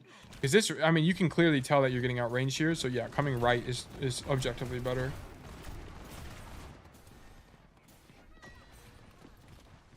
Okay. It's kind of a miracle that you found the timing on this rotation, but main is only good if you can both spam and play at long range. Yeah, it's only good if you're like Sojourn or Ash or Hanzo or Pharah or anyone with range, Junkrat even.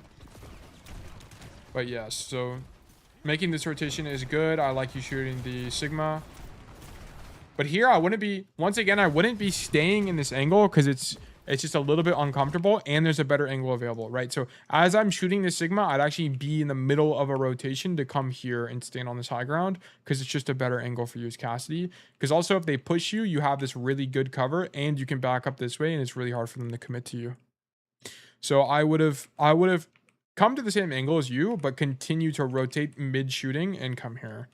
Because also if you did that, you would have caught this. Moira would have been here on perfect timing against you, which would be unfortunate, but you'd be ready to follow up on her right now rather than 4 seconds later, right? You would have been able to help the Tracer kill her and get her out faster. So I like you going for the Moira there, but I think we could have had better positioning. Good kill. That's good micro here, by the way. Good micro. Great job.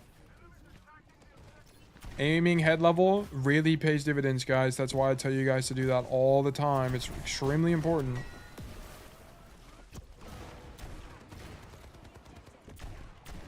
Nice job marking the soldier. I like this.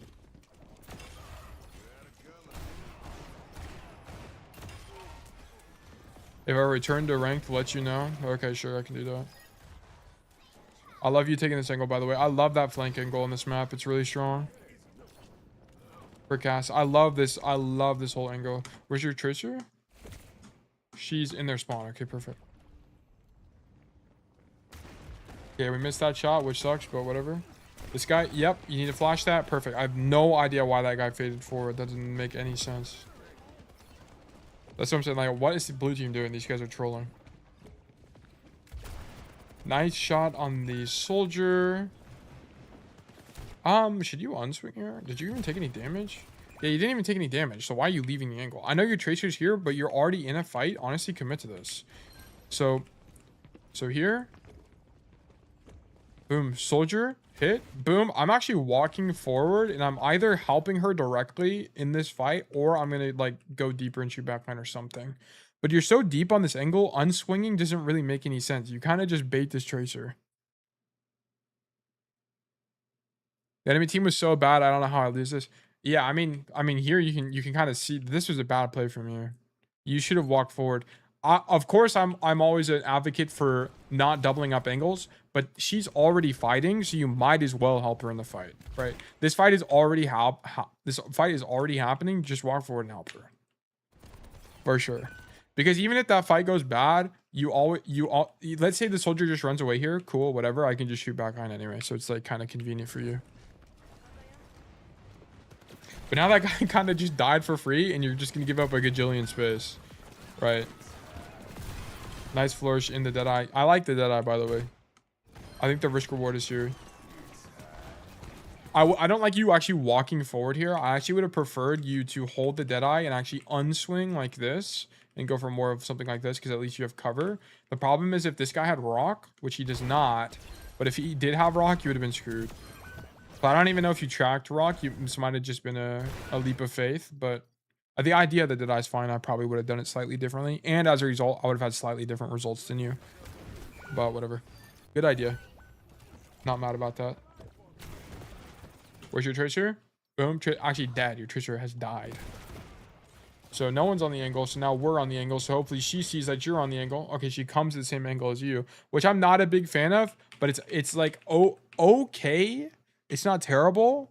But I would prefer that, you know, a DPS be main, of course. Yeah, you guys notice this, you guys force entire rotations from the DPS line and the Moira, and you guys get in. So that's why I'm saying it's okay, right? Nice cap. Okay, now we set up on the good angle. Perfect. Shoot these guys. Eat a helix, that's unfortunate. Why? Dude, just unswing all the way and get healing. Just go get healing. Either go grab the mega or go get healing completely. Right, there should never be a world where you're 90 HP and you're watching for this guy swing. This makes no sense, right? Or at least if you like, it should be a situation where if you see him, you instantly unswing. You shoot one bullet and you unswing. This isn't. Why are we dying here? This is lazy. You need to grab mega there or get healing, or yeah, or just hide or something. Like, why are we holding an angle when we're 80 HP and out of our effective range? By the way, this was ego. Yeah, it doesn't make any sense.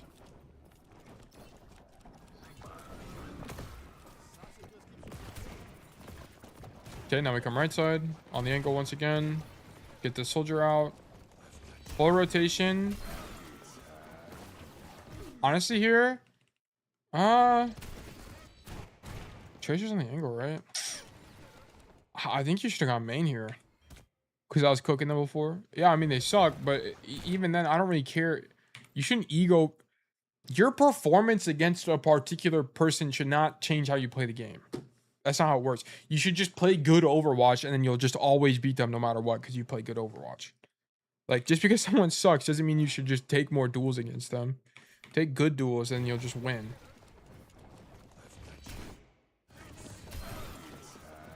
Yeah, I think you should have went main here. I think the angle is good, right? But here, boom. You actually see your Tracer setting up for the rotation through the wall here. I would be like, oh shit, she's already going there. All right, cool. I'm gonna go main, especially when you have Deadeye, right? You have Deadeye or you're about to have Deadeye. I would look for a main play because Deadeye on this angle is just not really that good. Unless you're standing on top of this thing, it's just not that good. But if you Deadeye from main, it lets your team walk through this choke really easily. So honestly, what you should do is farm Sigma, 6 bullets, whatever. Then boom, pop Deadeye. Your Sigma is very likely to walk forward, take space, and now you don't have to use any cooldowns to take all of this. So I think you should have just went main here. Because look, now you, Bap, and Tracer are on the angle. It's just your Sigmas here and your Curie. They get to walk in, but now he doesn't have any shield at all. And he uses Rock here. And basically nothing's happening, right? Sigma, their enemy Sigma still has all of his cooldowns and full HP shield. Okay, he used Rock. Oh wait, that's our Sigma. Yeah. He's just now using Rock, but he has Accretion. And he has full shield. So we need to go main here.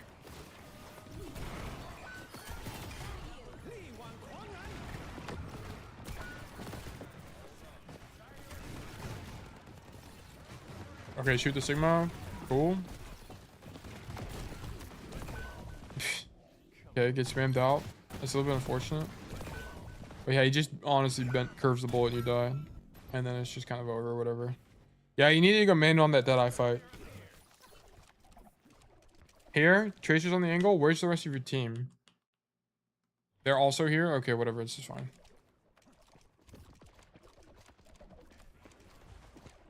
Here, you're just doubling up with Tracer when you don't need to. Like, here, just play here, bro. Play here with the Sigma. Boom, boom, boom, boom, boom. 10 million damage.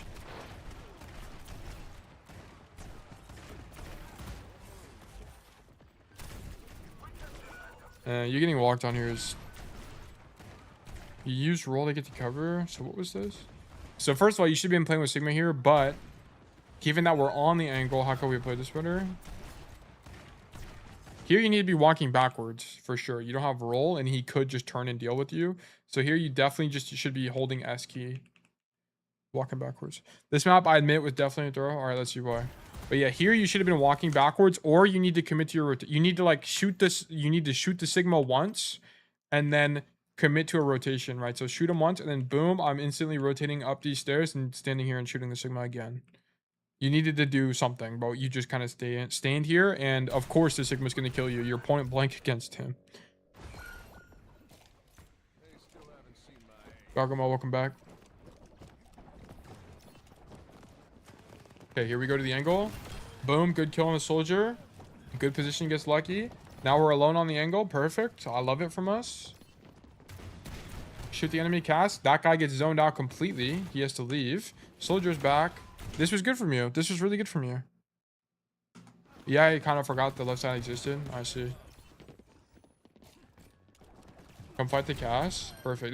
This was good for this fight was really good for you. This is a deadlift. What you just did here was a deadlift, by the way. Killing the soldier, taking space aggressively, and forcing the cast out on good timing is really good. This is amazing. Great work. Almost win the duel there. So I love that. You stop once again. Kwame, this is a good example of you denying a rotation, by the way. You play this right side of the map, and would you look at that? The soldier in the Cassidy cannot do anything because you're just standing here existing and forcing them out. Right. This is good Overwatch, but you didn't really do this on New Junk City, by the way. At least on first point New Junk City. So you completely shut down the soldier and the Cassidy's playmaking because you just stuffed them. So it's great. Now your team is pushing forward. I would be looking through the wall here as I made this rotation just a little bit more to see what my team is doing. But good job either way on the flank. I love that. Just honestly a little bit unfortunate. How do we use roll? The tracer swap is brutal. Yeah, I don't know why you re-swing when you're down roll. You shouldn't be re-swinging here into the tracer. You should have just ran away, to be honest. You already got your one. There's no reason to re-swing. She's also going to be in her effective range and you don't have roll, right? So it doesn't really make any sense. Or if you were going to re-swing, okay, if you did want to re-swing here, you should do this. Boom, unswing. You hear a blink, just throw flash right now. If you threw flash right now, you actually would have stunned her and then boom, headshot and you win. But you didn't do that. So it's either you A, throw flash, or B, run away.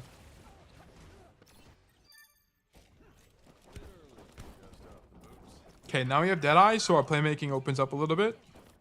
If you can't walk in right side, definitely just go far left flank and look for a Deadeye play.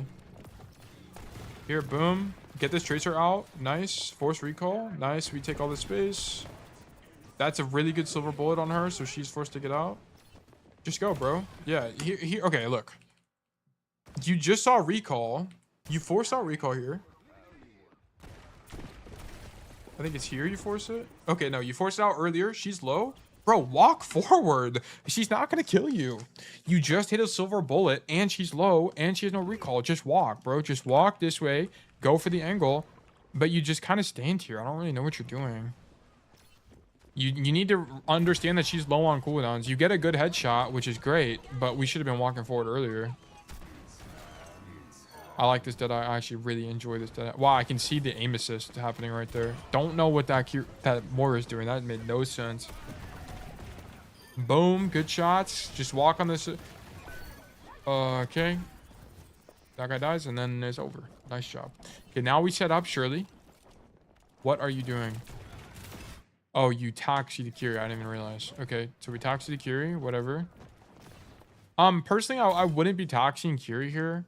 I would be a little bit selfish, and I would actually just go set up. Because once again, it kind of comes down to if you're not here to stuff the angle, they get to get in here for free, and this opens up a lot of playmaking.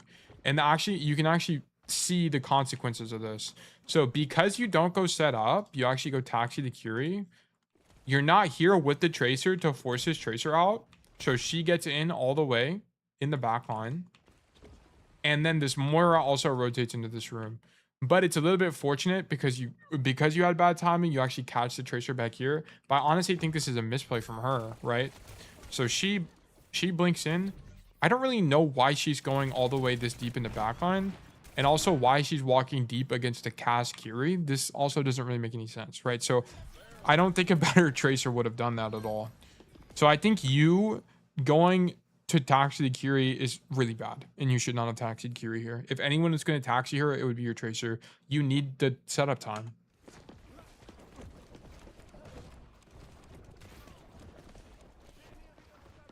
Okay, I love the angle.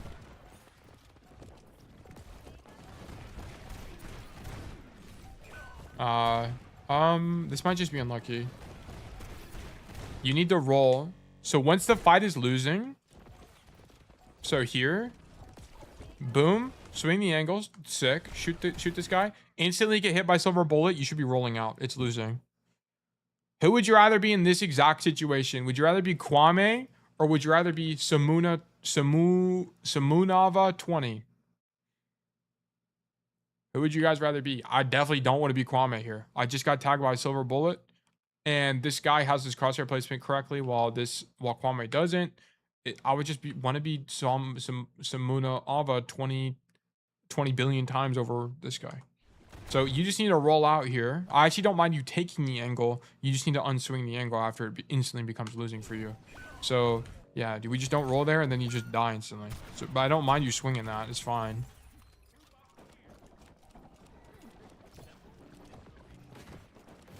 Here we come right side, whatever. Deep on the angle. I personally wouldn't do that. Oh, and then you guys just C9. Okay, well. I personally wouldn't do this. I think dropping here is really risky. I mean, it's a little fortunate. I think, honestly, I wouldn't even go deeper. I would just shoot the Sigma, to be honest. Force the Sigma out. And then after the Sigma gets out, now you have this flank. You have this play just to fight. Because keep in mind, right now, your Tracer is on the... Oh, I mean, your Tracer come back from spawn here. So I would have just stayed main in this situation. I think going wider is probably a little bit too risky. Because they just turn around and you're screwed. But, I mean, it is good timing and you get a bunch of damage in, so it's not terrible. I don't know. I don't know on that last fight, to be honest with you. I feel like probably just stay main and shoot out Sigma. But the only problem is you also don't have Ban the Hammer. You took Silver Bullet. So it is more awkward for you, admittedly. So going for the further flank probably feels more comfortable. So, yeah. I can't remember all of the concepts that happened here. But I feel like in this game, it was just a lot of... You made a few positions. It's just a little bit of everything, to be honest. There weren't any real... consistent issues in my opinion. on this map in particular. You definitely could have won this game though, for sure. You definitely could have won. If we cleaned up some micro, maybe made a few better rotations, we probably could have won. Okay, but thank you for the code, Kwame, and I think that's everything for the queue. Samoa, New Junk City, Route 66, Nepal. Yeah, I got everything. And then we did Junkertown last time. Okay, it is 2 hours into stream. We got done with VOD use quickly. I think we will play some comp. I think we'll play probably an hour of comp, and then we'll wrap it up from there. I noticed I didn't use the left side. Should I have or not? I don't really think you needed to. I mean, you probably could have, but I thought all of your plays on the right side were good. I don't know if going left side would have been better. Because also by you going right side, you also deny right side rotations. So I think it's fine. Also, the problem with the left side on that map, like that coast side, is that there's not a lot. Once you're on the high ground, the cover there actually isn't that good unless the people are on points. You can get outranged pretty easily. So I wouldn't really worry about the left side too much. I think you playing on the right there is fine. You can try it. I mean, I'm not opposed to you trying it. I don't really play there that often because I just kind of don't need to. That right side of the map is good enough, and it's really strong for Cassidy. It's like kind of like Busan Sanctuary playing on the drum side of the map. It's a similar idea. You don't play toward the back wall. But anyway, so is the macro for that map in general correct? Yeah, playing on that right side is fine. Yeah, I thought that was fine. I would just keep in mind, check when you're doubled up with your tracer, right? Try not to double up with your tracer if you can. As long as the cost of you leaving the angle is not you giving up the best angle there is. Right? On that first map, when you were doubled up with your entire team and you dropped, you gave up the best angle, right? Dropping is worse. Rotating all the way back through takes way too long, right? So standing in main with the rest of your team and actually just going wider would have just been better. So it is a little bit of a learning process, right? You'll have to just have more experience. But yeah, I do think generally you had the correct ideas.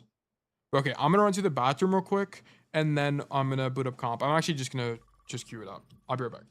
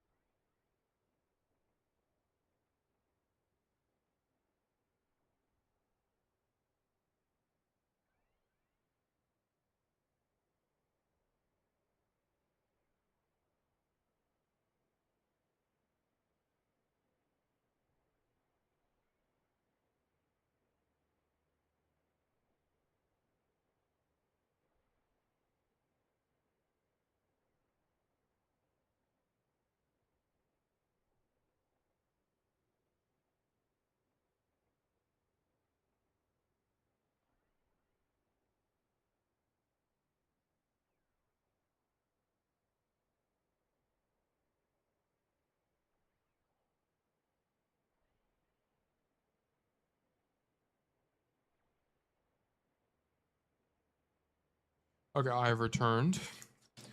Thank you for the reviews. Yeah, no problem, man. I got you. I will let Zathis know I'm playing comp.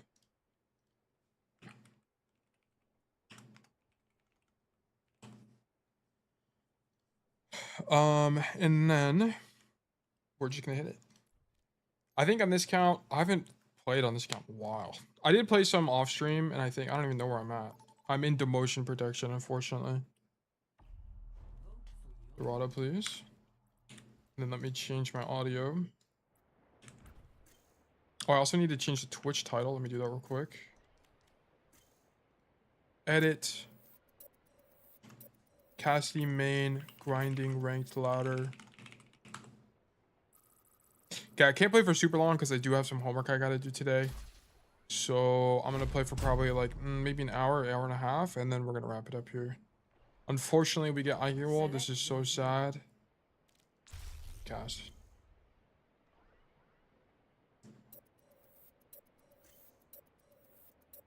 Here in terms of bans, I really okay.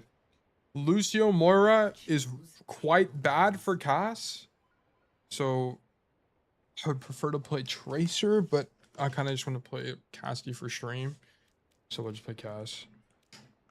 So the reason I don't like this backline is it's really low healing. And both of these healers, most of the time, are deep flanking. And stuff like that. It's not a lot of... It's not a lot of... They can't help you very much. So I'm just not going to get help. Which is fine. I mean... If they can make plays, then it's fine, but whatever. Screw this map. Yeah, Eichenwald is okay. I like First Point a lot. First Point's just trapped on a bad map, I'm gonna be honest. Second and third are kind of awful though.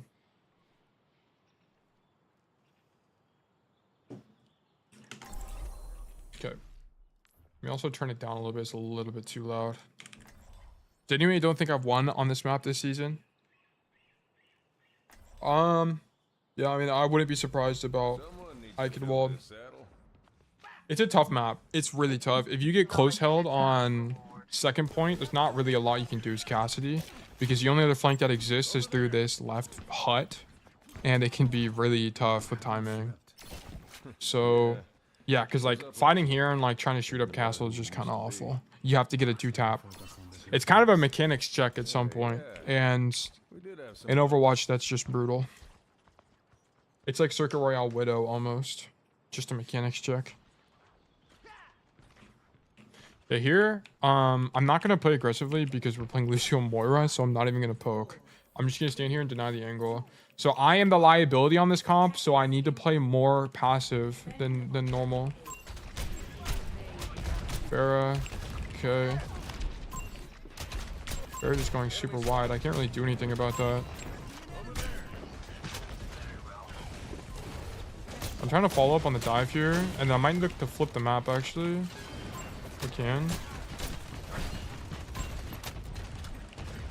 So I'm flipping the map here, playing against his ball.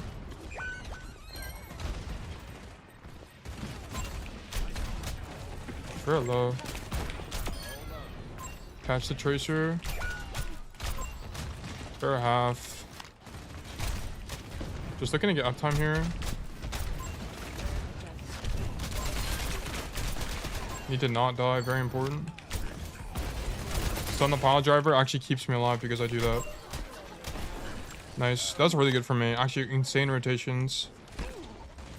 So there, I was really looking to flip the map because I just can't deal with the Fair Mercy behind me. So I just need to play space that's going to allow me to live.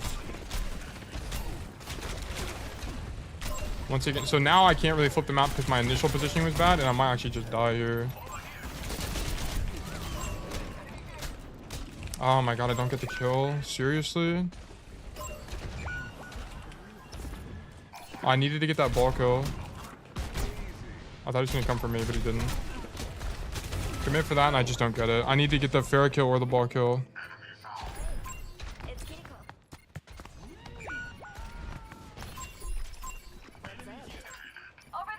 Okay, this is a really bad situation to be playing Cass in. Like, this is a must swap type of situation, to be honest, guys.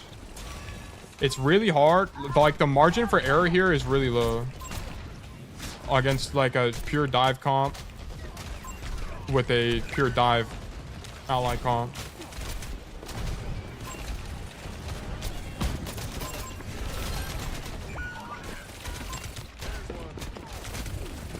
Come on, bro. I don't get the mega.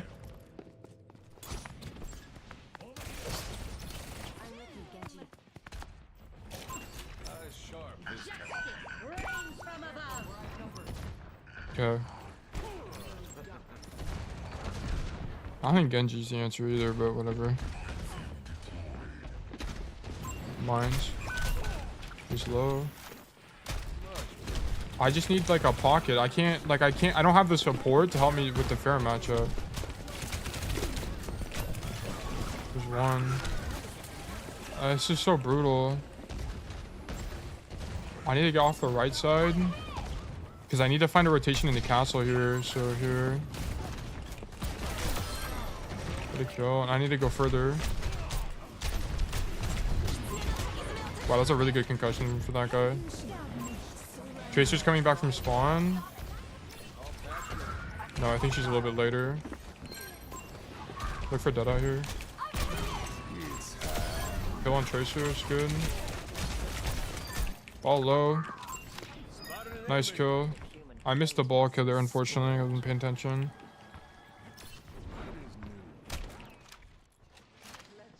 Okay. So I'm here to poke the walk up, really.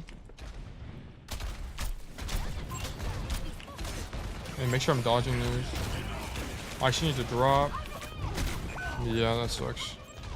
I don't even know where he was for the slam. He must have been on the other side and just went all the way up. But I have to. I probably shouldn't have rolled off. I probably should have dropped off so I can roll back into the or back into the castle there. But whatever. Just unfortunate I get mined. Maybe I could have played around it. Just force the ball off cart. Hitting boop there's a mistake. Oh, I want this so I can zone out Pharaoh better. Oh no, I dropped. No, it's so bad.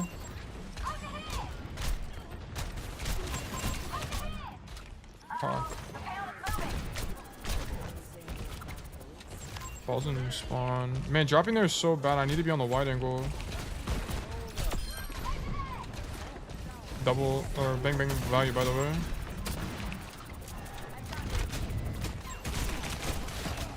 Just unswing that. Flash for pile driver maybe? No, no pile driver here. Pile driver there. He's so low though.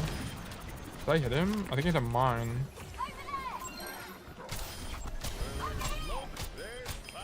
Okay, break all of these.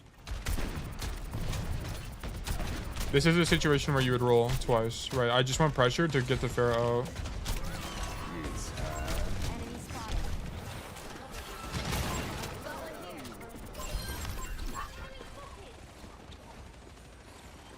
I would go top here, but I heard the Tracer. She might recall.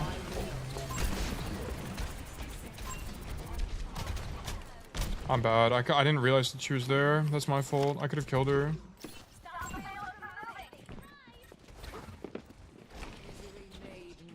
I don't want to chase that.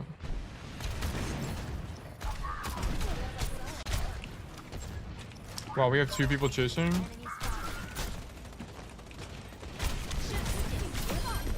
I'm better than you. No way, he re-swings me? That's so crazy. Then they get the res. That's so sad.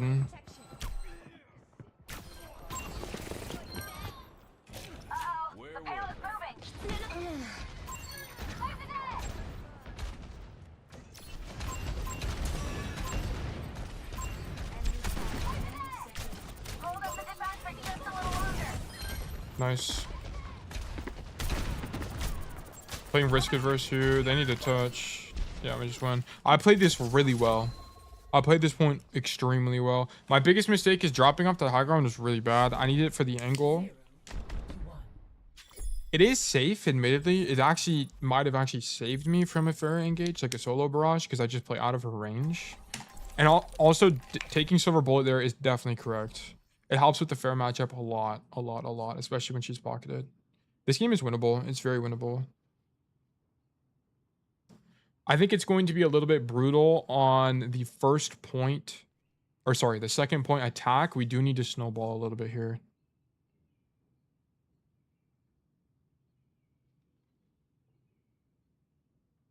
We need to, yeah, we need to get some type of snowball going. Yeah, but as you can see, I was talking about accuracy earlier today on stream. I got 59.4 accuracy, and it's because I'm playing against Ball Farah. Like, I'm never going to headshot anybody on Eichenwald. I'm never going to headshot anybody ever. It's going to be so rare. Bro, Sam, thank you. I locked in for this one. I think my first defense could have been a little bit cleaner. As in, I needed to kill that ball. That ball, he needed to die. I missed like 2 shots on him. They need to hit. Ban this guy real quick. Ban. I need to get the bot in here to. I need a blacklist of proper words. I just haven't done that. My fault, guys. I shouldn't have rolled. That was a mistake. Should just walk to the angle. Okay, cool. So here, I'm actually very likely to get spammed out, which sucks. Yeah. So I just need to find a window to walk, which is now. And I might die to ball.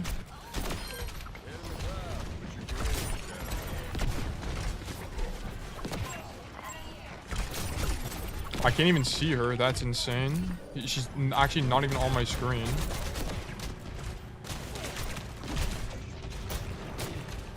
Okay, I actually don't need to do too much. I just need to not die.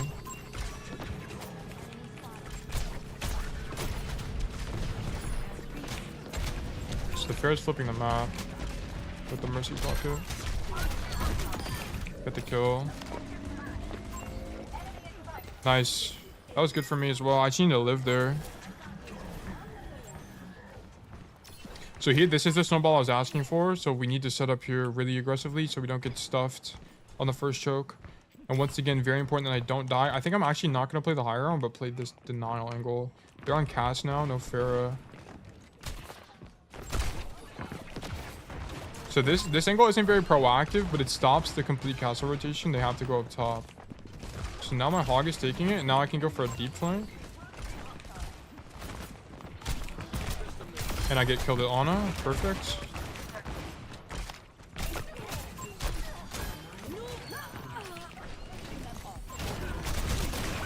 I need to kill the Curie. Unfortunate. And my Echo doesn't kill the Curie either.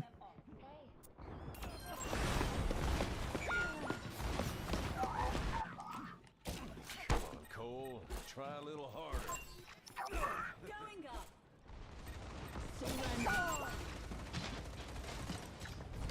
I'm not gonna commit to this because my heart's gonna die, so it's fine. Just reset. I'm gonna go left side here. He's still alive somehow, and he's ulting. Okay, so it's actually really unfortunate. I thought he was gonna die, so I read the fight incorrectly, and now he dies. He's coming all the way back, so there's no risk of me dying. And now I'm gonna look for the left flank I was talking about at the beginning of this. Okay, my Echo's not really doing anything. I wish he'd play something else. But whatever. My Queen's also going left, is actually quite good for me. Because then it makes my window for rotation easier. My Moira is in as well. Actually, a Deadeye.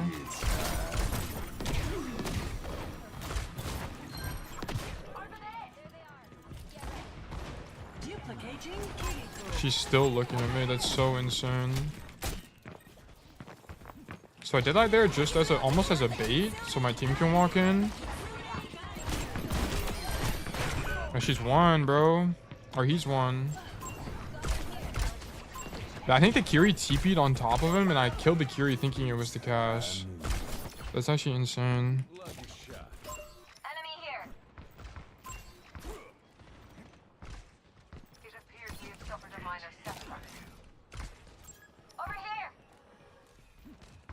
We have no one on car. I'm not going cart, bro. There's no way me going cart is correct.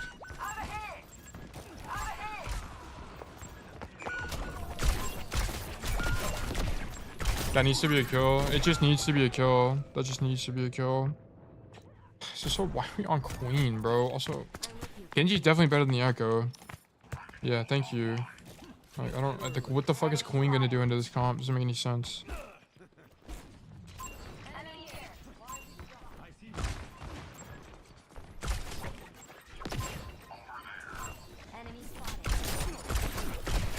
Jeez.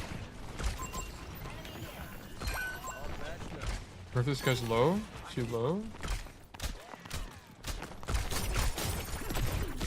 Yeah, honestly, just getting clearly outskilled by a fucking Freya. This shit is so lame. Wow, great job, dude. Honestly, so good for you, bro. This is just so sloppy for my team, bro. Everyone's fucking up. I needed to 2-tap the Kiri there.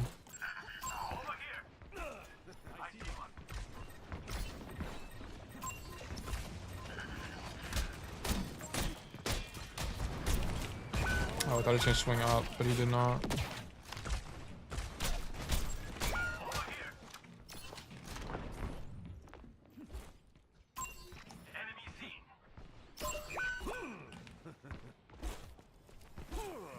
I just have to wait. Wait for my team. Try to walk out again. This guy needs to go top and just slam, bro. Wow, that guy got greedy. Cool. Go wide here. Nice. I don't know. Both the DPS are throwing the game. Now I have silver bullets, so my power level actually is so much higher. Good kill. I canceled rush there. Wow. Really good.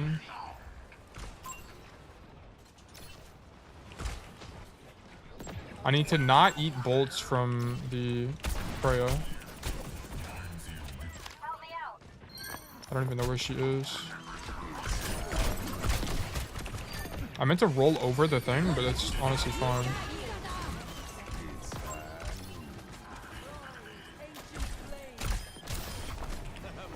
We need to do more here. We need to do more faster. No, I walked into a mine.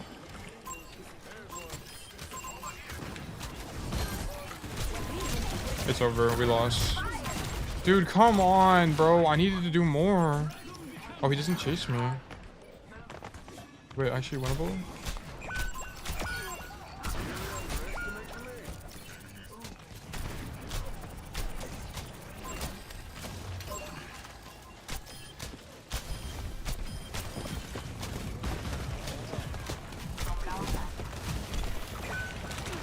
It's over, bro. Oh, dude, that's so sad. I actually did so much on defense. Let me lose this. Wow, that is actually so fucking sad. I needed, like, why are we on queen? It's just so fucking. I need to do more of that fight. I just fucking jerked off. That's so sad. Ready for battle.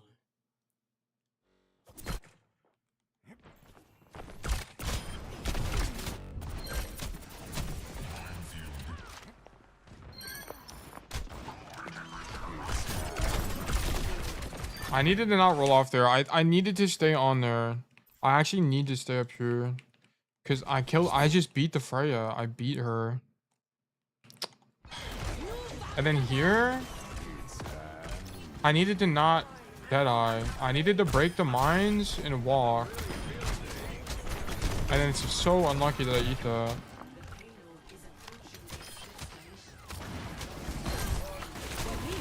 Oh, this actually sucks.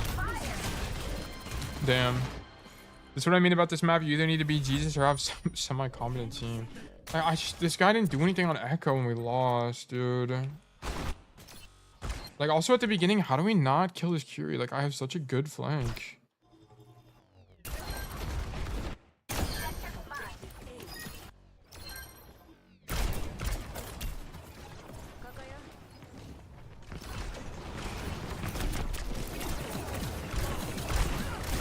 He just goes way too early. Like, what do you ever expect to have happen here?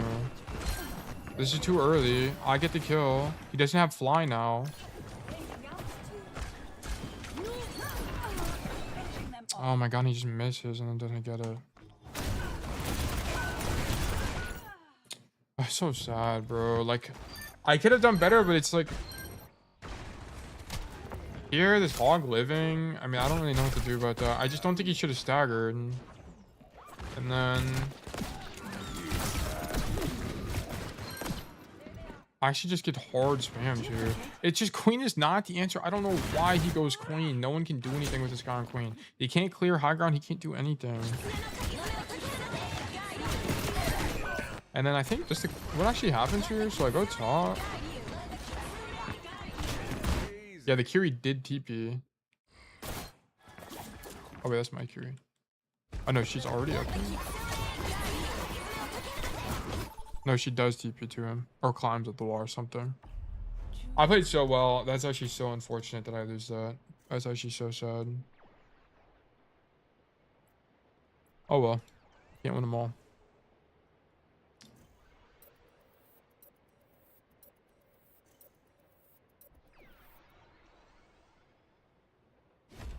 Fortunately, we get Antarctica. The other maps are garbage.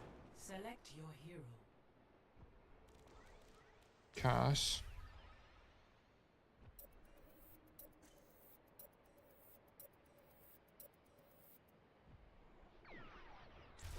Choose heroes to ban. Don't really care who gets banned here. Probably Sojourn.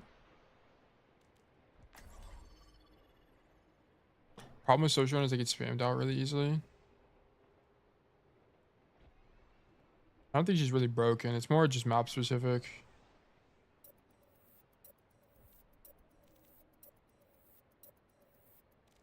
Hanzo ban. I don't really care for a Hanzo ban. What quality bans? Sojourn made nothing else. I could have banned Diva, I guess, but whatever. At this point, I'm so familiar with all of the matchups. The Diva matchup, the Sigma matchup. I just don't really care to ban anything because I know how to play against them anyway. So I just don't really care about bans anymore, to be honest. It's not really an issue.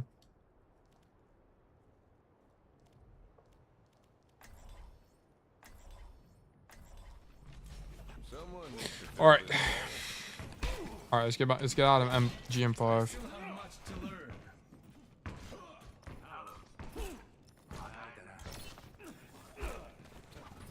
There we were, watching the world's most well-guarded train. Once again, I'm playing with the dive team, and I'm the outlier. So once again, I'm not gonna get really any help.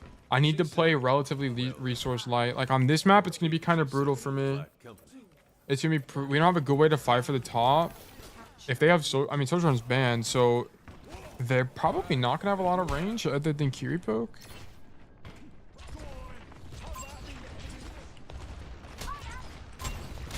Yeah, here I'm just honestly not even gonna fight for that because I'm just gonna get poked out here, and I don't want to demand resources too much, like with the dive core. I have the late flank here. They might push me. They're pushing me. Yep. So make the rotation. Pass marks me maybe? No. I'm just playing really ratty here, honestly. Grab Mega. Roll back to the angle.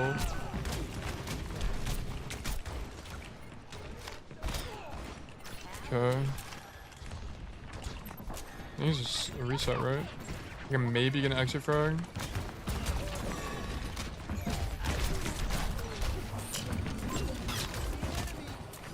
I just focus on dodging there. It's winnable. Opening, I prefer this angle because it's longer range. It gives me more info. Is he dead? Nice.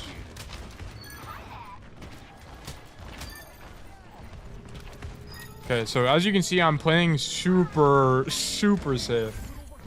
Dude, with this dive core. It's just I don't want to demand anything and just let them do their dive, and I can follow up with just random damage and kill shit. So not taking a lot of risk here. I do want to poke some level of walk up, but if I get dove, I'm trolling. Edgy top. I might want to hit the rotate now. Yeah, let's just rotate. Give it up early. Roll out for extra distance. I just want to play out of dive range by everybody. Can't help with that. I would love to help with that, but I'm being zoned by Genji. Alright, he's dead. Get the kill, nice.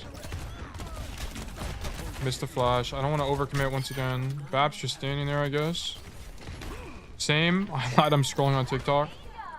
I don't really think it matters that much, honestly. It shouldn't really affect your win rate too much. Unless it's like Circuit Royale and you don't ban Widow, then yes, you'll have problems. But on most maps, banning is not really that important in my opinion. It's more of a quality of life thing. I need to not get grabbed here. Just play really far away once again.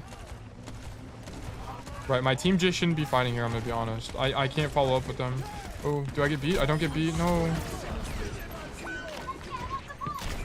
Okay, my team is throwing. I just don't... why are we fighting in the fucking room? My Hazard is not doing the right thing at all. They need to walk out. This makes no sense. Yes, let's early engage. Our beat only hits 2 people. Genius play. Genius play for my team. I didn't really misplay there because I can't do anything else. I actually can't do any other play. Get this guy out. Nice. Then we're just gonna walk out in Deadeye.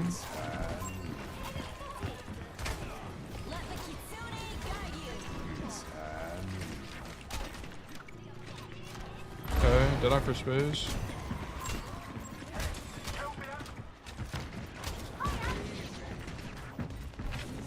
Once again, can't really do anything. Don't want to roll to the angle here. That guy's low.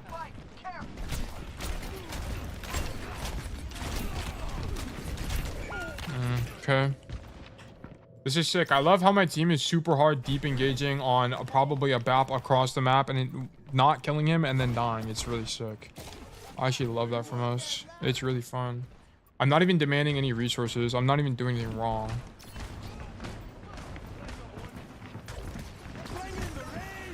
There we go. Okay. Don't get grabbed. Don't get grabbed challenge.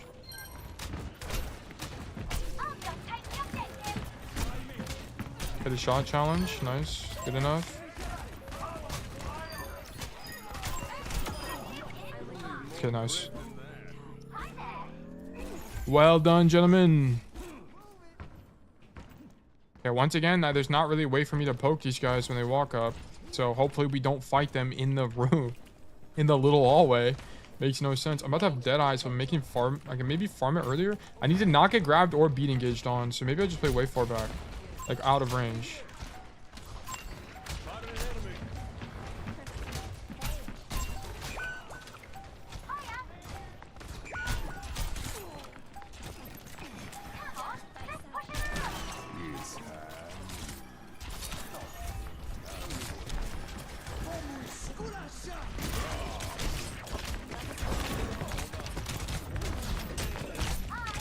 No way I die here, bro. What the fuck?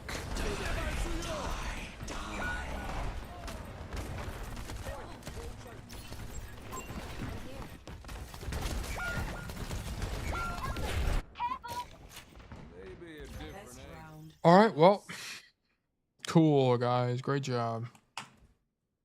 This is actually so sick. Yeah, I don't... My tank is fucking garbage. Oh, I don't really understand. Why is he taking these such weird fights? He's fighting in the hallway. He's going way too deep. Like, it doesn't make any sense, bro. Come on. I'm playing a gajillion miles away, poking everyone out. My Deadeye is probably bad, but I don't really have another option. I don't have another option. I could drop, maybe. But even then, Deadeye's bad. Like, I have to just... In my... Like, I just don't get it. I need to just avoid this tank, to be honest, and move on. I really don't know what this guy's doing.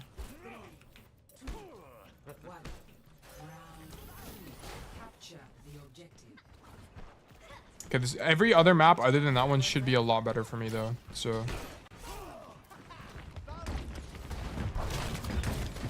that sucks. My roll forced.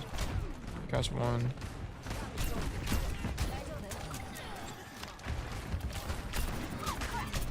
That guy's low. How's he dead again?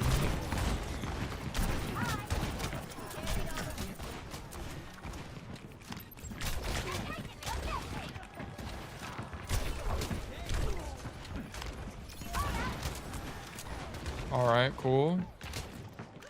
I'm not taking the angle because Tracer's already on an angle. We need to play a little bit aggressively because Tracer's pulling aggro, so that's a good headshot from me. Good wall. That sucks.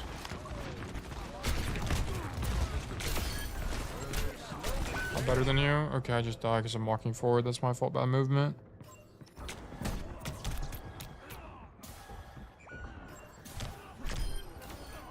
That's unfortunate, whatever.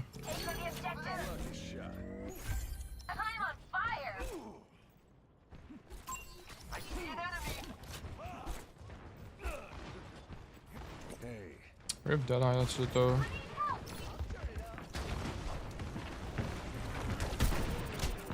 Monsieur one, maybe dies there actually. No, it doesn't die.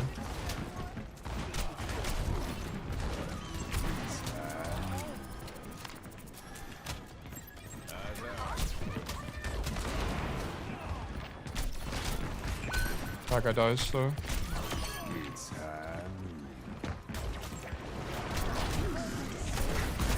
Oh, he gets beat from a gajillion miles away. Are you kidding me? That's actually insane. Look at where the enemy Lucio is. He's across the map. Be so for real, bro. Oh my god, that's so lame.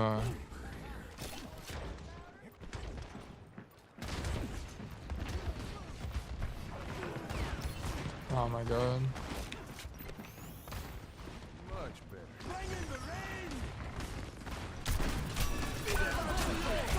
No. might die. I'm gonna die either way. Oh, okay, I need to just die, bro. I thought I was gonna maybe kill him. That shit was stupid.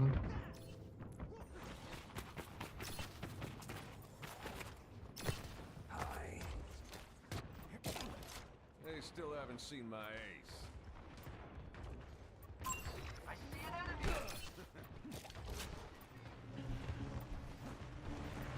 Let the kitsune guide you.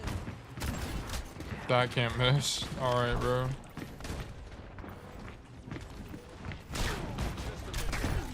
Alright. Huge Shizu.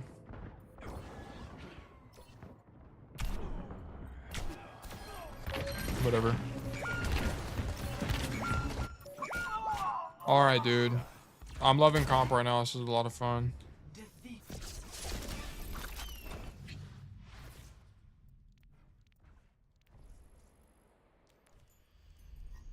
Let's investigate. Let's investigate. How did we lose the very last fight? Ready for battle. On the first point.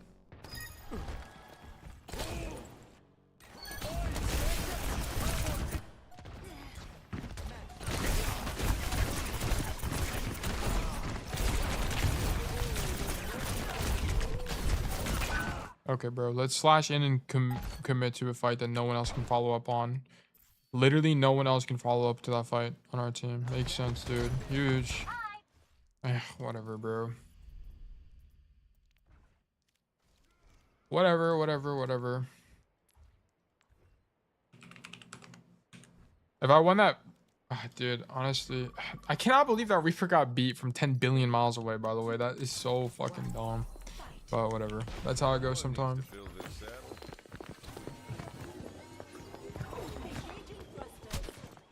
I think Iconwall was definitely winnable.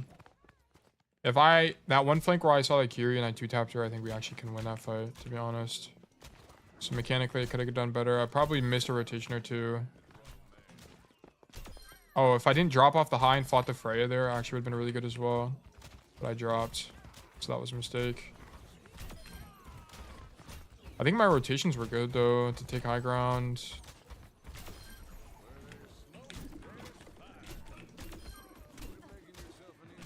I think Antarctica first. I seriously don't think there's another way I could have played that. I could have maybe played... No, into a Lucio dive on that map, I have to play a gajillion miles away. I just have to. There's not a way for me to help. The Hazard just needs to take better fights. I don't really know why he's taking fights in places that are so extended. Doesn't really make any sense. It's whatever. We're now in GM5 jail forever. I think I can get to GM2, and then that's probably like my highest I can get to. But if I one-trick cast, it's going to be a lot harder. It's going to take a lot... I wouldn't say it's harder. It's just going to take me a lot more time. Just out of like pure chance. Like I think if I went Reaper on the first map, there's actually a good chance we win there. On the second map, I think Cass is fine though. Antarctic Peninsula seems like a losing map for Cass, or it's just me. It's a good map. The other two maps, outside of sub-level, which is the awkward one I played first, the other two maps are really strong for Cass. Like you should win those 80% of the time. A lot of the rotations are really good. The ranges play out really well. You have a lot of good flanks that supports have to play. It's just good for Cass, in my opinion. I pick Antarctic every time, basically, it comes up. Select your hero. Okay.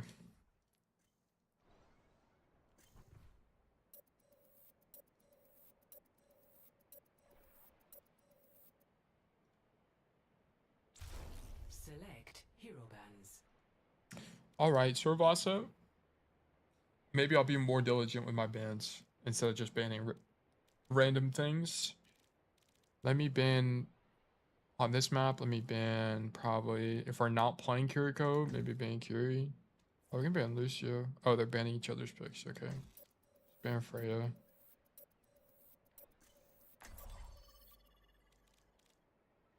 Maybe I could have banned, I don't even know. I haven't the slightest idea of what would be good here. Diva, Zarya, are good. I guess just Diva. I can just keep banning Diva. The enemy... Look, I avoided the enemy hazard. He's going to be on the other team, and I'm going to get my shit rocked. I just feel it. I just feel it in my bones, actually. This is always what happens to me. They're absolutely horrendous on my team. Then on the other team, it's like they're the second coming of Christ type of situation. It's great. I actually love it for me. It's so amazing. It is what it is, whatever. This guy also a Cass player?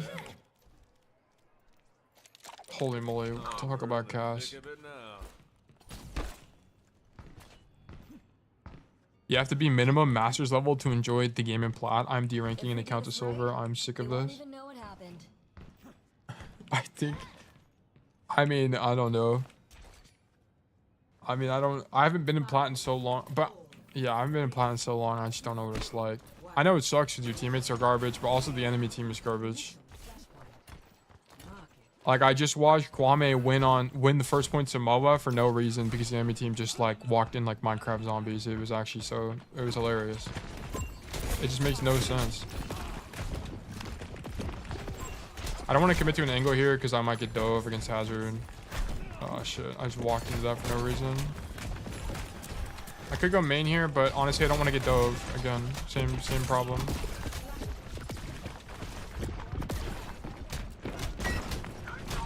Wow, can I hit a shot? I really need to hit a shot here.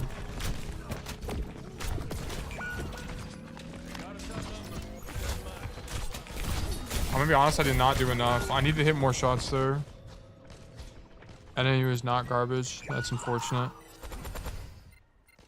Yeah, I need to hit the William. I need to hit the Junker. I just need to do more damage. I don't need to kill people, I don't think, but I just need more pressure. I can't walk forward there or else I risk dying. I could have maybe gone wide because no one is there. And the dive. Yeah, I probably should have went to point there. That was my mistake.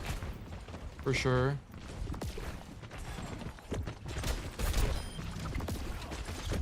Come by the angle with Hazard.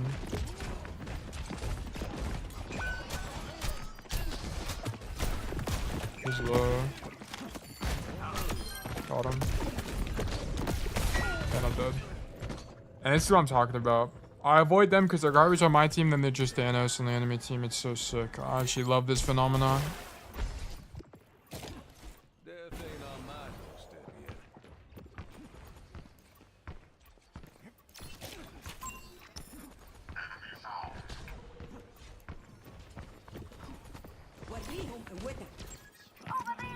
Genji on the flank. Sick. I actually rolled that too. But I said lovely, actually, lovely. Okay, today, this might be my last game. If we lose, I'm giving up. This is extremely demoralizing. Let's head to that objective.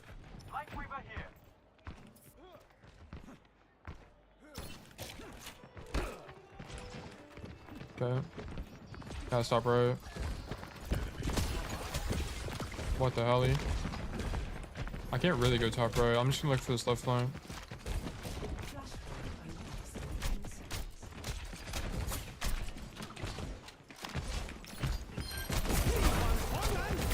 Fortunately, there's a second door in this room. Really unfortunate timing on the Genji flank there, but I had to cancel it. Okay, I didn't really do anything there, but not live. Or not die.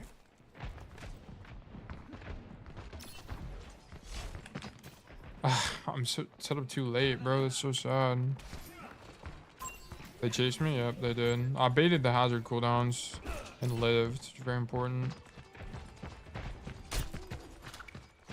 I'm giving that up. I'm not fucking fighting that guy. Be so for real.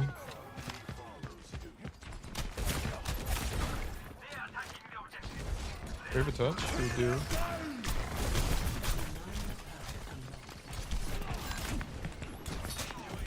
Okay. Don't kill him. Whatever.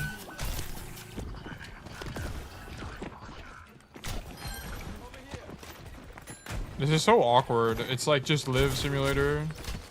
He did not get walled here.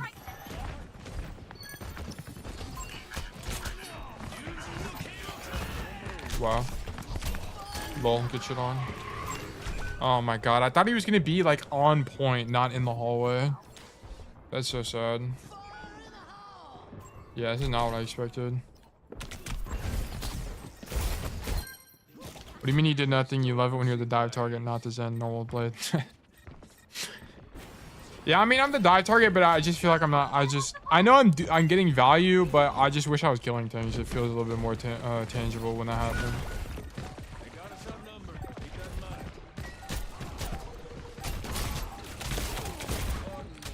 Crap, that would have been a good kill. Oh, that sucks, whatever.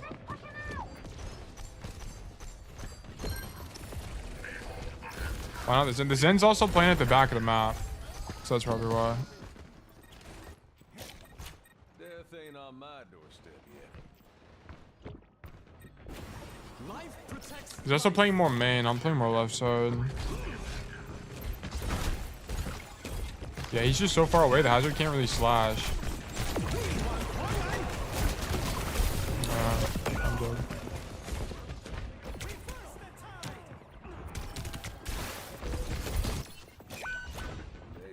I need to not roll forward there, but I didn't think he'd get fucking wheeling ult.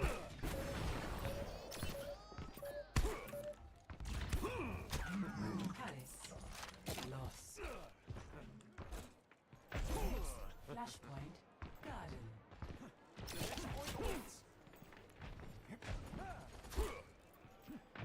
Alright, guys. It's actually so winnable. Let's fucking win. So I'm gonna go right side so I don't get insta-marked by a Has.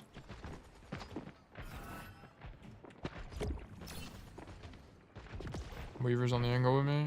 Logs in. Unlocks in 10 seconds. Take space. Sick. Hazard is right here. Nice, dude. I love Hazard.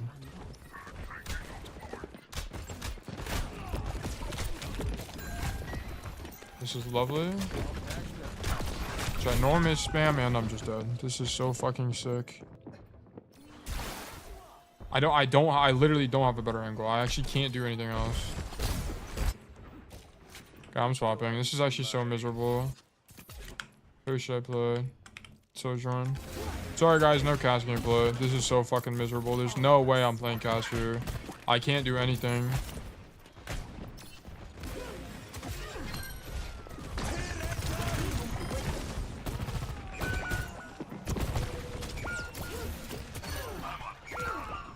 Cool. So you had a reset going. Why are people spamming you? Because my whole team is mid-rotation. Because they all think somehow going right side against them is going to work. It doesn't make any sense. We need to just play split.